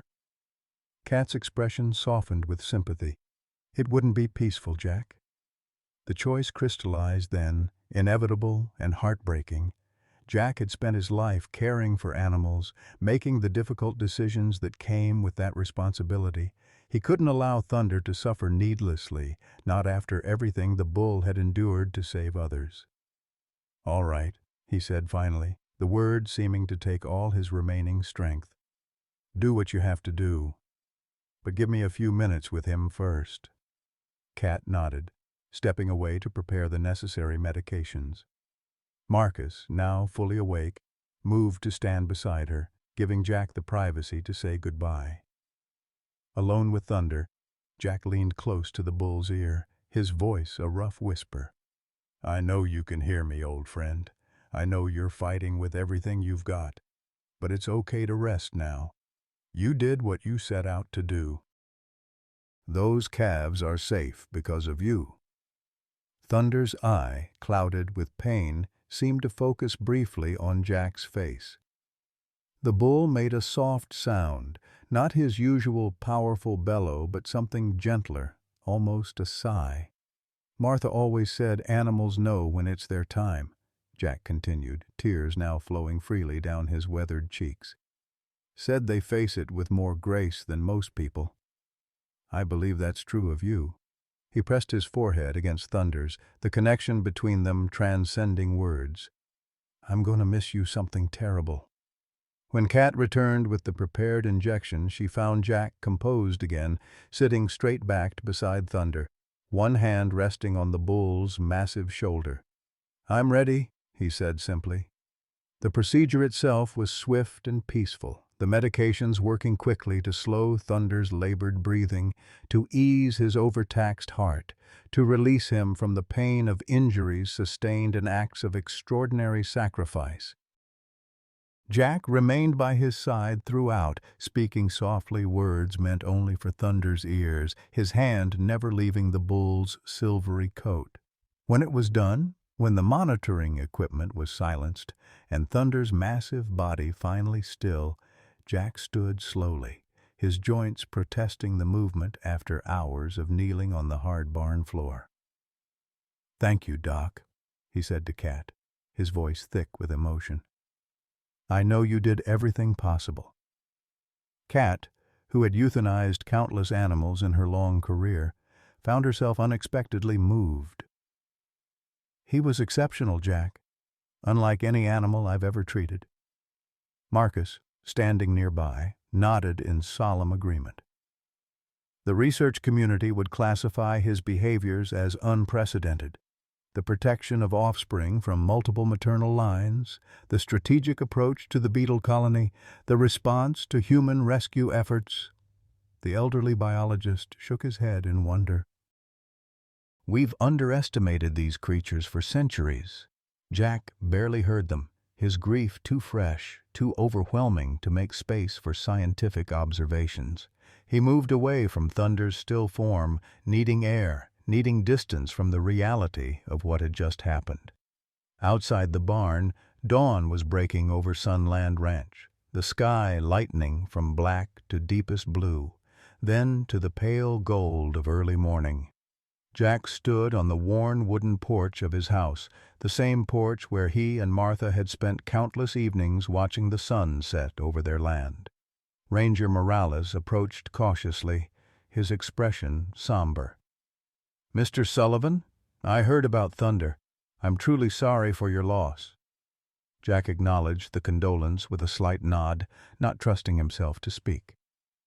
"The calves are doing well," Morales continued after a respectful pause. "Dr. Mitchell says they'll make a full recovery. We'll need to make arrangements for their care, of course." "They stay here," Jack said, finding his voice at last. "All 7 of them. They're Thunder's legacy." Morales hesitated. "Sir, I understand the sentiment, but there are protocols for livestock rescued in these situations. The owners will need to be identified, paperwork filed." "I know exactly who the owner is," Jack interrupted, a sudden edge to his voice. "Gregory Wilson, who sold me the genetic material from those calves without proper disease testing, who violated our contract regarding their treatment. Who's responsible for them ending up in that ravine in the first place?" The ranger looked startled. "You have proof of this?" "Got the contracts in my safe. Got the DNA samples Marcus took from the calves. And I've got 30 years of reputation in this county against Wilson's 5 years of cutting corners and violating regulations." Jack's expression hardened. "Those calves stay here. Period." Morales, recognizing the steel beneath the grief in Jack's voice, nodded slowly. "I'll make a note in my report. We can address the ownership question through proper channels." As the sun rose fully over Sunland Ranch, the tragedy of Thunder's death settled like a physical weight across the property. The Rangers began their final departure, equipment loaded, reports completed. Cat and Marcus remained, neither willing to leave Jack alone in the immediate aftermath of his loss. Inside the barn, the 7 calves huddled together in their pen, unaware that their protector was gone, that their lives had been purchased at such tremendous cost. They accepted bottle feedings from the veterinary assistants, their recovery proceeding with the resilience of youth. Jack found himself standing before Thunder's body one last time, the massive bull now covered with a tarp, awaiting the heavy equipment that would be needed to move him for burial. "I don't know what I'm going to do without you," Jack admitted to the silent form. "You were the last connection to Martha, to the life we built here." His voice broke on the words, the full weight of loss. Martha, Thunder, perhaps even the ranch itself, given his financial situation, threatening to crush him completely. Cat approached quietly, standing beside him in silent support. After a moment she spoke. "Jack, there's something you should know about the treatment I was using on Thunder." Jack glanced at her, noting the uncharacteristic hesitation in her usually direct manner. "The experimental protocol I developed, it wasn't originally intended for animals." Cat took a deep breath. "I created it for Martha." The words hung in the air between them, incomprehensible at first, then slowly taking shape in Jack's understanding. "What are you saying, Doc?" he asked, his voice barely audible. "Martha consulted me about her cancer treatment options," Cat explained, choosing her words carefully. "This was before I lost my medical license. She was interested in experimental approaches, treatments that might help others even if they came too late for her." Jack stared at her, memories realigning themselves in his mind. Martha's unexplained absences, her discussions with specialists he'd never met, her insistence that Cat become their regular veterinarian after her diagnosis. "She knew," he said slowly. "She knew you were developing treatments that might help others with her condition." Cat nodded, her professional composure slipping to reveal genuine emotion. "She was extraordinary, Jack.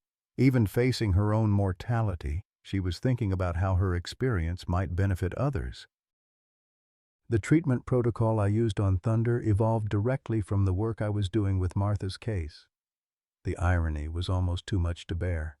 That the experimental treatment developed too late to save Martha had been Thunder's last hope, that both had been lost despite Cat's best efforts, that the threads of their lives had been so intricately interwoven even in their endings. Jack turned away, overwhelmed, moving toward the barn door and the open air beyond. Cat followed at a distance, respecting his need for space while ensuring he wasn't completely alone.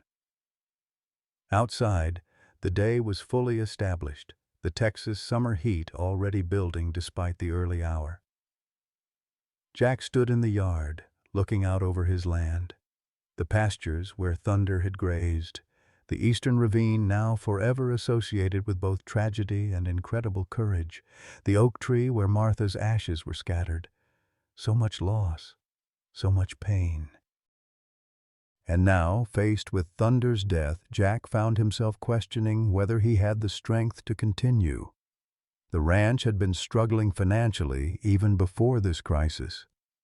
The medical bills for Thunder's treatment, the costs of caring for 7 orphaned calves, the repairs needed after the flood, each represented another nail in the coffin of Sunland Ranch. "I can't do this anymore," he admitted aloud, the words torn from somewhere deep inside him. "I just can't." The tragedy had broken something fundamental in Jack Sullivan. Not just the loss of Thunder, but the cumulative weight of Martha's death. Years of financial struggle and now this final, crushing blow.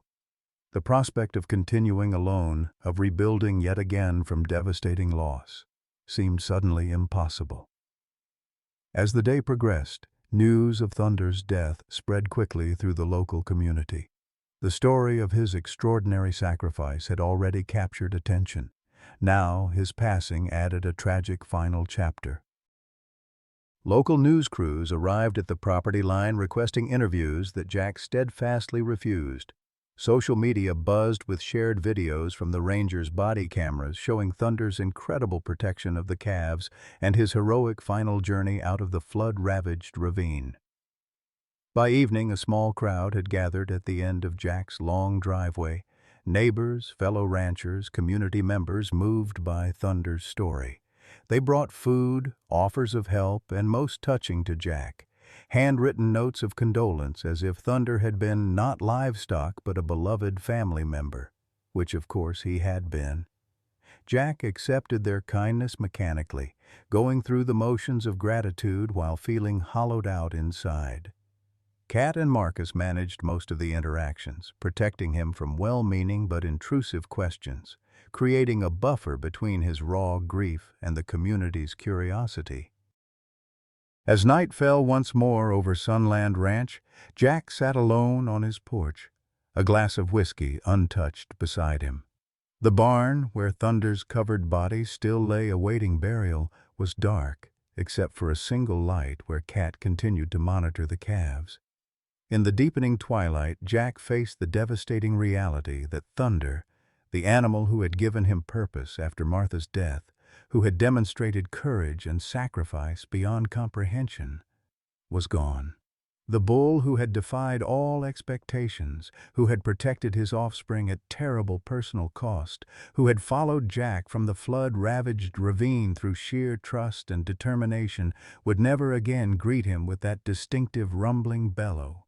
The tragedy was complete, the loss absolute. And in its wake, Jack Sullivan confronted the darkest question of his long and often difficult life. Without Thunder, without Martha, without the strength to continue their legacy at Sunland Ranch, what reason remained for him to carry on? The burial took place at dawn, 3 days after Thunder's death.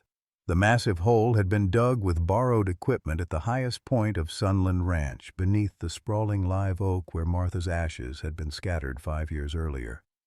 It seemed fitting that the two beings Jack had loved most would rest together, overlooking the land they had all called home. A small crowd gathered for the impromptu ceremony. Kat and Marcus, Ranger Morales, and several of his team, neighbors who had known Jack for decades, and even a few strangers who had been moved by the stories now circulating widely about Thunder's extraordinary sacrifice. They stood in respectful silence as the bull's massive body, wrapped in his favorite winter blanket, was lowered into the earth. "Would anyone like to say a few words?" Marcus asked gently when the equipment had been withdrawn and the moment of commitment had arrived. Jack, who had barely spoken since Thunder's passing, surprised everyone by stepping forward. His face was haggard with grief, his normally straight posture bent as if under a physical burden. When he spoke, his voice was rough but clear, carrying across the hilltop in the still morning air. "Thunder wasn't just livestock," he began, his hands twisting his worn cowboy hat. "Martha always said animals have souls, same as people. Said you could see it in their eyes if you cared to look. I believe she was right." He gestured toward the grave. "This bull saved my life after I lost her. Gave me a reason to get up every morning. And then he saved those calves day after day, knowing what it would cost him." Jack's voice broke slightly. "That kind of courage, that kind of sacrifice, I don't care what the scientists say. That's a soul at work." Kat, standing nearby, nodded in agreement, tears streaming unchecked down her face. Marcus, the scientist among them, offered no objection to Jack's assessment, his own expression solemn with recognition of something that transcended his technical understanding. "So we're not just burying a bull today," Jack continued. "We're honoring a hero, a protector, a father." He looked around at the assembled faces, seeing in them a reflection of his own grief and wonder. I hope his story helps folks remember that animals aren't just property. They're beings with their own courage and loyalty and love. Thunder proved that, right to the end. With those words, Jack took a handful of soil and cast it into the grave, the ancient gesture of commitment and farewell. Others followed suit, each adding their own tribute until the first layer of earth covered the blanket-wrapped form below. As the gathering began to disperse, a sleek black Mercedes pulled into the ranch driveway, drawing curious glances. A tall man in an expensive suit emerged, his confident stride and manicured appearance marking him immediately as an outsider in the working ranch community. "That's Gregory Wilson," Marcus murmured to Jack. "The commercial breeder who bought Thunder's genetic material." Jack's expression hardened instantly. "What's he doing here?" Before Marcus could respond, Wilson approached, extending his hand with practiced charm. "Mr. Sullivan, Gregory Wilson, I heard about your bull and wanted to express my condolences personally." Jack ignored the outstretched hand. "Mighty convenient timing, Wilson, just as we're finishing the burial of the animal whose offspring you mistreated." Wilson's smile faltered slightly. "I understand you're upset, but I assure you my operation maintains the highest standards of animal care." Those calves were lost during an unprecedented flash flood event that no one could have predicted. "Those calves were Thunder's," Jack replied, anger replacing grief in his voice. "Part of the breeding agreement was humane treatment and no veal production. You violated both." Wilson's expression shifted, the cordial mask giving way to something colder. "I'd be careful making accusations without evidence, Sullivan. Grief can make people say things they later regret." "We have the evidence," Marcus interjected, stepping forward. "DNA samples from the calves, documentation of the contract violations, witness testimony about conditions at your facility." The elderly biologist's voice was mild, but his eyes were steel. "The Rangers are already investigating." Wilson glanced at Ranger Morales, who had moved to stand supportively near Jack. The commercial breeder's confidence visibly wavered, then reasserted itself with the arrogance of wealth and influence. "These are complicated matters best discussed by our respective legal teams," Wilson said smoothly. "In fact, that's part of why I'm here. I understand you've been keeping the rescued calves on your property, Mr. Sullivan. I've come to collect them as their rightful owner." The statement hung in the air like a challenge. Jack took a step forward, only to be restrained gently by Kat's hand on his arm. "Those calves aren't going anywhere," Jack stated flatly. "Not back to your operation, not after what Thunder did to save them." Wilson sighed with theatrical patience. I sympathize with your emotional attachment, but these are valuable breeding animals, not pets. My legal department has already prepared the necessary documentation for their return. He removed a folded document from his suit jacket. This is a formal demand for their immediate release to my custody. Jack stared at the paper but made no move to take it. Instead, he looked toward the barn where the 7 calves were recovering, visible through the open doors as they moved about their pen with increasing strength each day. "Let me tell you something about those calves, Wilson," Jack said finally, his voice deceptively calm. "Their father chose to die for them. Day after day, he went down into that ravine knowing exactly what would happen. He positioned himself between them and danger. He guided them to safety during the flood. He gave everything he had to ensure they survived." Jack took a step closer to Wilson, whose confident expression was beginning to falter. "Now you show up here at his funeral with your fancy car and your legal papers thinking you can undo everything he died for? Not happening. Not today. Not ever." Wilson's composure cracked further. "This is a simple property matter, Sullivan. Those calves belong to my operation. Their genetic lineage makes them extremely valuable breeding stock. Their genetic lineage is precisely why they're staying here," Kat interrupted, her professional authority evident in her tone. "As Thunder's offspring, they're central to the research study we've established on bovine cognitive development and social bonding. The university has already approved the grant." Wilson looked between them in growing confusion. "What research study? What grant?" Marcus stepped forward, his academic credentials lending weight to the sudden revelation. "The Thunder Foundation for Advanced Animal Cognition Studies, established 3 days ago with initial funding from Texas A&M's Veterinary Department and the Wildlife Conservation Society. Those calves are the cornerstone of our research into the hereditary components of the exceptional behaviors demonstrated by their sire. The fabrication was masterful, delivered with such conviction that even Jack had to prevent himself from reacting with surprise. Wilson clearly had no idea whether to believe the claim, his certainty visibly wavering. "I wasn't informed of any research foundation," he objected. "The paperwork was filed yesterday," Kat continued smoothly. "Given the extraordinary public interest in Thunder's story, the university fast-tracked the approval. We already have commitments for significant additional funding based on the preliminary findings." Wilson glanced toward his Mercedes where his driver waited. "I'll need to consult with my legal team about this development." "You do that," Jack said, finding his voice again. "And while you're at it, have them look into the penalties for contract violation and animal endangerment. Rangers found those calves half-starved and injured.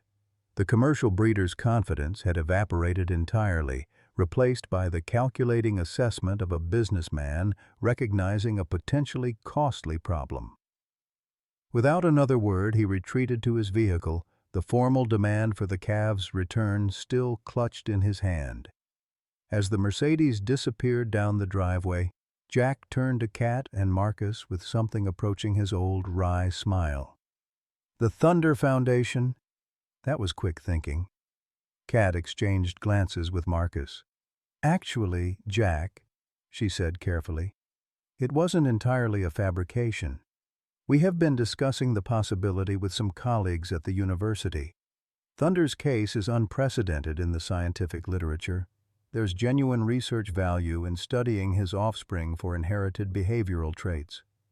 Not to mention," Marcus added, "the public education potential. Thunder's story has already gone viral on social media. There's significant interest in the scientific community about what his behaviors might tell us about bovine cognition and emotional capacity." Jack looked between them, processing this unexpected development. "You're serious about this? A foundation in Thunder's name?" "We are," Kat confirmed. "But we'd need your permission, of course, and your participation. This is your land, your story as much as Thunder's." For the first time since Thunder's death, something sparked in Jack's eyes. Not joy, perhaps, but purpose. The prospect of creating a legacy that honored both Thunder and Martha, of transforming personal tragedy into something meaningful, offered a path forward he hadn't been able to envision in the depths of his grief. Before he could respond, Ranger Morales approached, holding his radio. "Mr. Sullivan, there's something you should see. We've got media at the property line. A lot of media. National outlets, not just local." Jack frowned. "Tell them to leave." "I'm not doing interviews. It's not just reporters," Morales clarified. "There are regular folks, too. Dozens of them bringing flowers, cards, even donations. They're asking to pay respects to Thunder. His story has really touched people." The news was disorienting. Jack had been so consumed by personal grief that he hadn't fully registered how Thunder's extraordinary sacrifice had captured public imagination. The thought of strangers converging on Sunland Ranch, intruding on his private mourning, initially filled him with resistance. "I don't want a circus," he said firmly. "It doesn't have to be," Kat suggested gently. "But Thunder's story clearly means something to people. Maybe that's part of his legacy, too." Jack looked toward the fresh grave on the hilltop, then back to the barn where the 7 calves, Thunder's living legacy, continued their recovery. The idea that had seemed impossible in the depths of his grief now took more definite shape. Not just survival, but purpose. Not just enduring loss, but creating meaning from it. "Let me think about it," he said finally. Later that day, as Jack sat on his porch watching the sunset, Kat joined him with 2 cups of coffee. They sat in companionable silence for a while, the evening settling around them with the familiar sounds of a Texas ranch, cicadas starting their nightly chorus, cattle lowing in distant pastures, the occasional call of a nighthawk. "I've been thinking about what you said," Jack began finally. "About the foundation, the research." Kat waited, allowing him to gather his thoughts. "When Martha got sick, she made me promise something," Jack continued, his voice rough with emotion. "Said I had to find a way to keep the ranch going, keep her family's legacy alive. But more than that, she wanted it to mean something. To make a difference somehow." He looked out over the land that had been his home for 40 years. "I've been failing at that promise lately, just surviving, not really living." "You've been grieving," Kat corrected gently. "That takes all the energy a person has." Jack nodded acknowledgement. "Maybe so. But Thunder reminded me what it means to have purpose, to care about something bigger than yourself." He turned to face her directly. "If this foundation idea is real, if it could help people understand animals better, protect them better, then I think that's a legacy both Martha and Thunder would be proud of." Kat smiled, the first genuine smile Jack had seen from her since before the crisis began. "It is real, Jack. Marcus has already drafted the initial proposal. The university is extremely interested, especially given the public attention Thunder's story has received. And the Wildlife Conservation Society has expressed preliminary interest in providing matching funds." "What would it mean for the ranch?" Jack asked, the practical rancher in him emerging through the grief. "The calves would stay here as the Foundation's first research subjects. You'd receive compensation for their care and housing. The ranch would become a field research station, with facilities for visiting scientists and students." Kat hesitated, then added, "It would mean changes, Jack. More people around, new buildings eventually. But the land would remain yours, and the work would honor both Thunder and Martha." Jack considered this vision of Sunland Ranch's future, so different from what he had imagined when he and Martha first acquired the property, yet somehow fitting as the next chapter in its story, a place of learning, of discovery, of deeper understanding between humans and animals. "I need to see something," he said abruptly, standing up. Cat followed as Jack walked toward the barn, his stride purposeful for the first time in days. Inside, the 7 calves had settled for the evening, some standing, others lying comfortably on fresh bedding. They looked up as Jack entered, their eyes reflecting the barn lights. The silver male calf with black ears, the one most resembling Thunder, approached the pen railing as Jack drew near. Without hesitation, the young animal extended its head toward Jack's outstretched hand, a gesture of trust that brought an unexpected lump to his throat. "He knows you," Cat observed quietly. "They all do." Jack nodded, unable to speak as he gently stroked the calf's forehead, feeling the same distinctive ridge that had marked Thunder's proud profile. In that moment the circle closed, loss connecting to renewal, ending becoming beginning, grief giving way to possibility. "We'll call it the Thunder Foundation," Jack said finally, his voice steady with newfound resolve. "For the study of animal cognition, emotion, and social bonds, based right here on Sunland Ranch." The decision crystallized in that moment of connection with Thunder's offspring, transforming what had seemed like an ending into something new and unexpectedly meaningful. Jack couldn't bring Thunder back, couldn't undo the bull's sacrifice or erase the pain of his loss, but he could ensure that sacrifice wasn't forgotten, that it contributed to a deeper understanding of the animals who shared their world. In the days that followed, the truth about Thunder's extraordinary behavior spread far beyond Texas Hill Country. National media picked up the story. Scientists debated its implications, and ordinary people around the country found themselves moved by the account of a bull who had repeatedly risked his life to protect his offspring.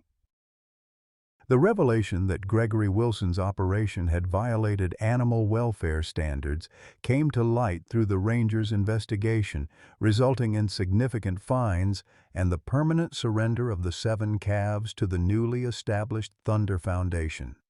Wilson's attempts to fight the decision collapsed in the face of overwhelming public sentiment and the legal weight of his contract violations. Scientists from major universities began contacting Marcus and Cat about collaborative research opportunities.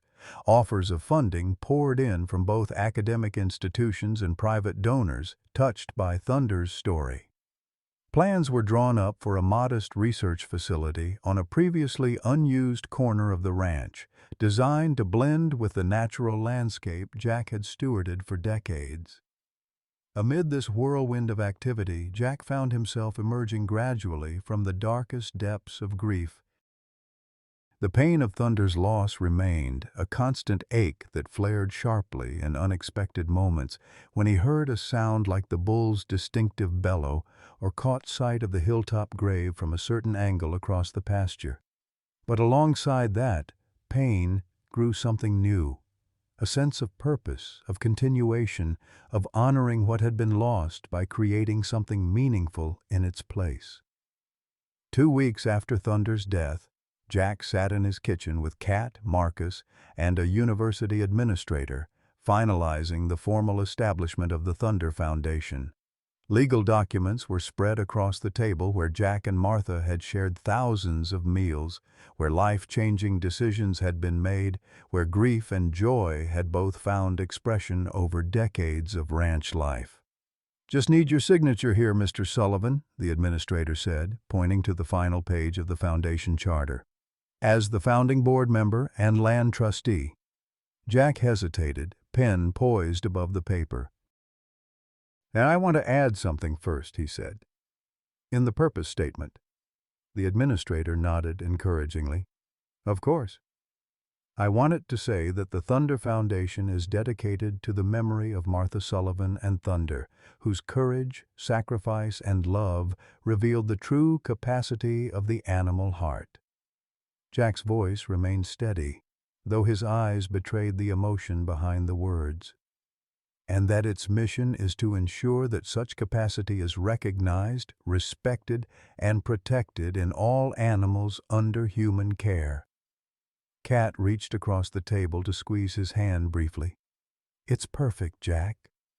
As he signed the document that would transform his grief into legacy, Jack felt a presence in the room, not supernatural, but the living continuation of those he had lost.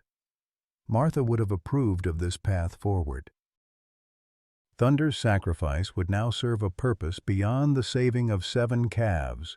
It would contribute to a deeper understanding of the animals humans too often viewed as mere property or food sources.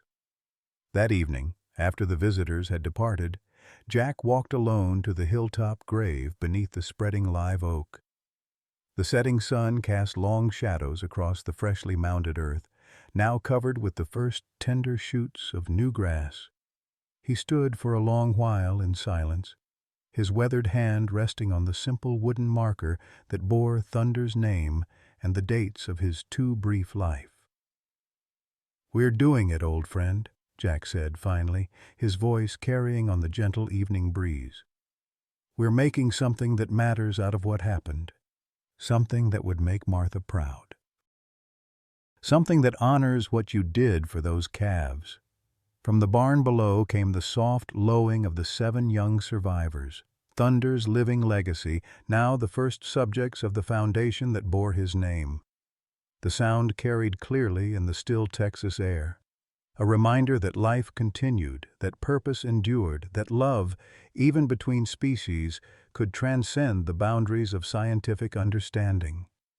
The revelation that had seemed impossible in the depths of grief now unfolded before Jack with increasing clarity. Thunder's death, while tragic, had opened a door to possibilities he could never have imagined.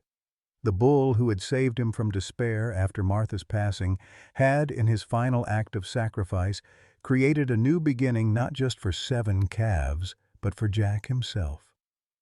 As darkness settled over Sunland Ranch, Jack made his way back to the house, his steps lighter than they had been since Thunder's passing. Tomorrow would bring new challenges, university representatives to meet, facility plans to review, the 7 calves to tend. But for the first time since watching Thunder's massive body laid to rest, Jack felt equal to those challenges. He had found his way forward, a path that honored both his losses and his promises. The truth that had lain buried beneath layers of grief now emerged into the light. Thunder's extraordinary story hadn't ended with his death. In many ways, it was just beginning. 1 year later, Sunland Ranch stood transformed. The modest research facility, a low-slung building of natural stone and weathered cedar that blended seamlessly with the Texas landscape, now occupied the northwestern corner of the property. Solar panels glinted on its roof, powering equipment that monitored the activities of Thunder's offspring, now healthy yearlings grazing in the adjacent pasture. Jack Sullivan, seated on his porch with a mug of morning coffee, observed the gentle activity around the facility with quiet satisfaction. Graduate students moved between the main building and the pasture, clipboards and tablets in hand, documenting behaviors and interactions among the 7 young cattle that had become the foundation of groundbreaking research in animal cognition. At 76, Jack had found an unexpected new chapter in his life. The Thunder Foundation had brought purpose back to Sunland Ranch and to him personally. The financial struggles that had once threatened to force him from his land were resolved through the foundation's funding, allowing him to remain in the home he and Martha had built together while contributing to something larger than himself. "Morning, Jack," called Kat Mitchell, emerging from her truck with a cardboard tray of fresh pastries from town. At 59, she had become the Foundation's lead veterinary researcher, her controversial past now overshadowed by the pioneering work she was doing with Thunder's offspring. "Right on time," Jack replied, raising his coffee mug in greeting. "Marcus is already inside with the film crew." The documentary team from National Geographic had arrived the previous day to capture footage for a special on animal cognition, featuring the Thunder Foundation as its centerpiece. The story that had begun with one bull's extraordinary sacrifice had expanded into a movement changing how the scientific community and increasingly the general public understood animal emotions and relationships. "Nervous about your interview?" Kat asked, settling beside him on the porch swing that had once been Martha's favorite spot. Jack snorted softly. "Me? On camera?" Martha would have gotten a good laugh out of that. He shook his head, a small smile playing at the corners of his mouth. "Still can't believe people want to hear an old rancher talk about animal feelings. People connect with your perspective precisely because you're not a scientist," Kat pointed out, selecting a bare claw from the pastry box. "You saw what Thunder was doing through a lifetime of practical experience with animals." "That carries weight." Jack nodded, watching as Silver, the yearling bull who most resembled Thunder and who had become the informal leader of the small herd, approached the fence line where a graduate student was setting up observation equipment. "He's got his daddy's bearing," Jack observed. "Same way of holding his head, same watchful eyes. And the same protective instincts," Kat added. "The study results are remarkable, Jack. The way he positions himself between perceived threats and the others, especially his sisters. It's a direct continuation of Thunder's behavior patterns." The behavioral studies conducted over the past year had yielded surprising results, challenging conventional understanding of bovine cognition and social structures. Thunder's offspring demonstrated complex social bonds, problem-solving abilities, and emotional responses that defied traditional categorization. The scientific papers emerging from the Thunder Foundation were creating ripples throughout the animal behavior research community. "The film crew wants to get some footage at the grave site this afternoon," Kat mentioned, brushing pastry crumbs from her lap. "Is that all right with you?" Jack considered the question. Thunder's final resting place beneath the live oak had become something of a pilgrimage site for visitors to the Foundation, scientists, students, and ordinary people moved by the bull's story. Jack had initially been protective of the space, but over time had come to appreciate how the simple grave with its wooden marker helped visitors connect emotionally with the research being conducted. "That's fine," he agreed. "Martha would say we shouldn't keep the good stories to ourselves." Inside the research facility, Marcus Whitfield was guiding the documentary team through the data collection area, his 73-year-old frame energized by enthusiasm for the work that had given his late-career research unexpected new direction. "Each animal wears a specialized tracking device," he explained, indicating the monitors displaying the herd's movements in real time. "We can correlate their interactions, proximity patterns, stress indicators, building a comprehensive picture of their social dynamics." The lead filmmaker, a thoughtful woman in her 40s named Rebecca Chen, studied the displays with genuine interest. "And you're finding evidence of inherited behavioral traits? From Thunder to his offspring?" "More than we ever expected," Marcus confirmed, pulling up a comparison chart on a nearby screen. Traditional animal behavior models suggested that protective behaviors in cattle were primarily maternal and largely instinctive. But what we're seeing here is something different. Deliberate, calculated protection behaviors from a male offspring that mirror his sire's actions, despite having no opportunity to observe or learn them directly. Rebecca nodded, making notes on her tablet. "And the implications extend beyond cattle?" "Potentially far beyond," Marcus agreed. "We're collaborating with researchers studying elephants, great apes, and marine mammals, species where complex social behaviors have been better documented. The emerging pattern suggests that many animals possess emotional and cognitive capacities we've systematically underestimated." The documentary team moved outside to capture footage of the yearlings grazing in the specially designed observation pasture. Jack and Kat joined them, standing slightly apart as cameras recorded the young cattle's interactions. "Silver's been particularly interesting this week," Kat mentioned to Jack, nodding toward the dominant yearling. "Watch how he positions himself. Jack observed as Silver deliberately placed himself between the youngest female of the group and the unfamiliar humans with their camera equipment. The protective positioning wasn't aggressive. There was no pawing of earth or lowered head, but the intent was unmistakable. The young bull was creating a safety buffer for his more vulnerable herd mate. "Spitting image of his daddy," Jack murmured, pride evident in his voice. Rebecca approached them, camera operator in tow. "Mr. Sullivan, would you mind if we captured some of your observations about Silver's behavior? Your perspective as someone who knew Thunder is invaluable." Jack hesitated, still uncomfortable with the attention that had come with the Foundation's growing prominence. But he had learned over the past year that sharing Thunder's story, and now the story of his offspring, served the greater purpose they had established. "Sure," he agreed with a small nod.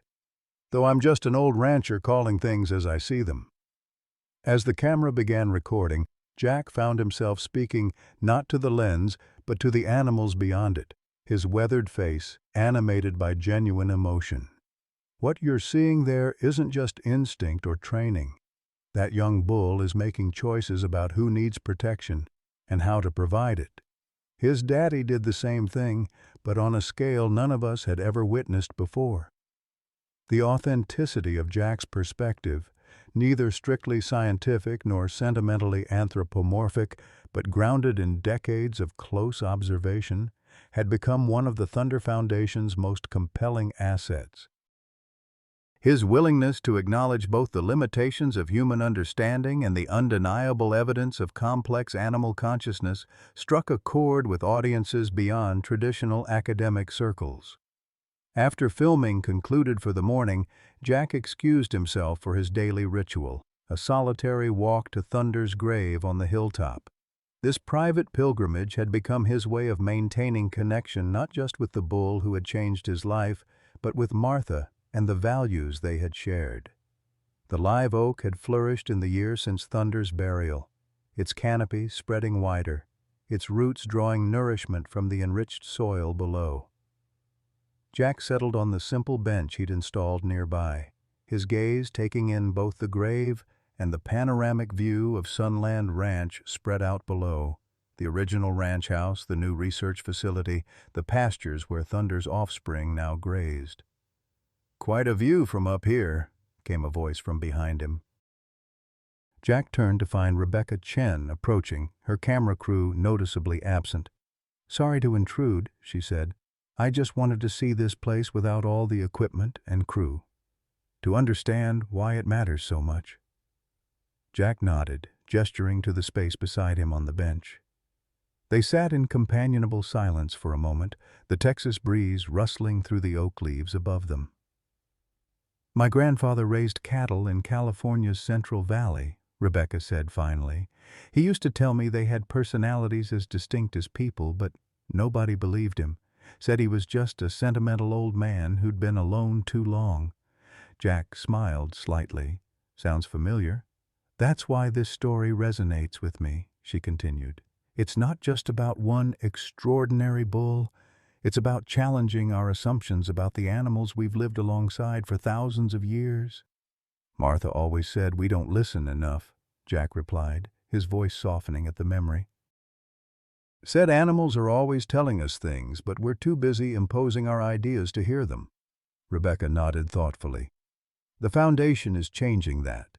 The research you're supporting is already influencing animal welfare policies, agricultural practices, conservation approaches." Jack hadn't fully appreciated the ripple effects of their work until recently. The Thunder Foundation's research had been cited in legal cases involving animal welfare, in agricultural policy revisions, and in educational materials now being used in veterinary schools across the country. What had begun as one bull's extraordinary sacrifice had expanded into a movement with far-reaching implications. "Never thought I'd be involved in anything like this at my age," Jack admitted. "Figured my contribution was done once I couldn't handle the physical work of the ranch anymore." "Instead, you're helping redefine how we understand the animals we share our planet with," Rebecca observed. That's quite a legacy. Legacy. The word resonated deeply with Jack, who had once feared he would leave nothing behind when his time came.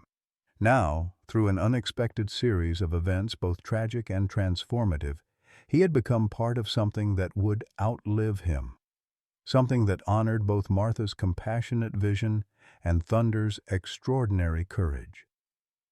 After Rebecca departed, Jack remained at the gravesite, reflecting on the journey of the past year. The acute grief that had nearly broken him after Thunder's death had gradually transformed into something different, not absent, but integrated into a larger sense of purpose and meaning. The pain of loss remained, but it now coexisted with pride, gratitude, and a deep sense of continuity. That evening, the documentary team hosted a small gathering at the research facility to thank everyone involved with the project.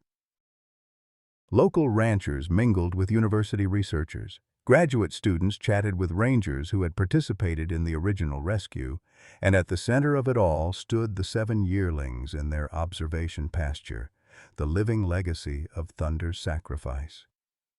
Jack found himself beside Ranger Morales, who had returned for the documentary interviews. The ranger had been promoted in the past year, his role in the dramatic rescue and his subsequent advocacy for the Thunder Foundation's work elevating his profile within the department. "Still can't believe how it all turned out," Morales commented, watching as visitors gathered along the pasture fence to observe the yearlings. "When we were in that flooded ravine, I thought we were going to lose both you and Thunder." "There were moments I thought the same," Jack admitted. "Never expected to be standing here a year later, watching his story change how people think about animals." Morales nodded thoughtfully. "You know, in 20 years of rescue work, I've never seen anything like what Thunder did. Not just the protection of those calves, but the way he worked with us during the extraction, like he understood what we were trying to accomplish." "He did understand," Jack said simply. "That's what all this research is confirming. They understand more than we've given them credit for. They feel more. They choose more." As the gathering continued around them, Jack observed the interactions between the humans who had been brought together by Thunder's story. Cat Mitchell, once isolated by professional disgrace, now led a research team respected throughout the scientific community. Marcus Whitfield, who had nearly retired in grief after losing his grandchild, had found renewed purpose in the Foundation's groundbreaking studies. Graduate students who might otherwise have pursued conventional research paths were now pioneering new approaches to animal cognition. And Jack himself, the aging rancher who had lost his wife, nearly lost his land, and watched his beloved bull sacrifice everything to save his offspring, had found not just continuation, but transcendence. The tragedy that had seemed unbearable in those dark days after Thunder's death had been transformed into a legacy that would endure long after Jack joined Martha and Thunder beneath the hilltop oak. As twilight settled over Sunland Ranch, the visitors began to depart. The documentary team packed their equipment, and the everyday rhythm of the research facility wound down for the night. Jack made his final rounds, checking on the yearlings before heading back to the ranch house that still held so many memories of Martha. In the pasture, Silver approached the fence as Jack drew near, the yearling's head extending toward the familiar human in a gesture reminiscent of his father. Jack reached out to stroke the broad forehead, feeling the distinctive ridge that had marked Thunder's profile. "You're doing fine, son," he murmured. "Just fine." The young bull's dark eyes regarded him with what Jack could only interpret as recognition, not just of a familiar human, but of a shared connection to something larger than either of them. In that moment of quiet communion between elderly man and young bull, the circle seemed complete. Loss transformed into renewal, ending into beginning, individual sacrifice into collective understanding. As Jack walked back to his house in the gathering darkness, he felt a profound sense of rightness. Not the absence of grief or the erasure of loss, but the integration of those experiences into a life that had found new meaning when he least expected it. The Thunder Foundation would continue to grow, to influence how humans understood and treated their animal companions, to honor the extraordinary sacrifice that had started it all. And Jack Sullivan, who had once feared he had nothing left to contribute to the world, had discovered that his greatest purpose would be fulfilled not despite his losses, but because of them, because he had loved deeply enough to recognize the sacred bond between all living things, and had the courage to share that recognition with others. Martha, he thought, would have said it was about time the world caught up to what she had always known, that the capacity for love, sacrifice, and profound connection belonged not just to humans, but to all creatures who shared their journey on this earth. Thunder had proven it through his actions. Now Jack, Cat, Marcus, and all those drawn to the foundation would ensure that proof lived on, changing hearts and minds long after they were gone. In the soft Texas night, under stars that had witnessed countless generations of both human and animal lives on this land, Jack Sullivan found himself at peace with the journey that had brought him here. A journey of love and loss, courage and grief, ending and beginning. The story that had started with one bull's extraordinary sacrifice had become something enduring, a legacy of understanding, compassion, and recognition of the dignity inherent in all living beings. Thunder's final gift, it seemed, was greater than anyone could have imagined. When life seems to offer nothing but endings, careers concluding, loved ones departing, strength diminishing, remember Jack Sullivan's story. At 65, he thought his purpose had vanished with his beloved Martha, until a remarkable bull named Thunder showed him that our greatest contributions often come when we least expect them. Through unspeakable loss, Jack discovered that grief, when honored rather than avoided, can transform into something beautiful, a legacy that outlives us. The Thunder Foundation didn't erase Jack's pain, it gave it meaning. Like Jack, many of us fear becoming irrelevant as we age, worry our wisdom will go unheard, our experiences unvalued. Yet his journey reminds us that our third act may hold our most profound work, not despite our losses and scars, but because of them. The wisdom earned through suffering becomes the light others need. What unexpected purpose might be waiting for you, born from your deepest heartache? What legacy could you create that honors those you've loved and lost? Share with us. Has a personal loss ever led you to an unexpected new chapter? Or what wisdom from your journey do you wish younger generations could understand? Your story matters. Please share it below.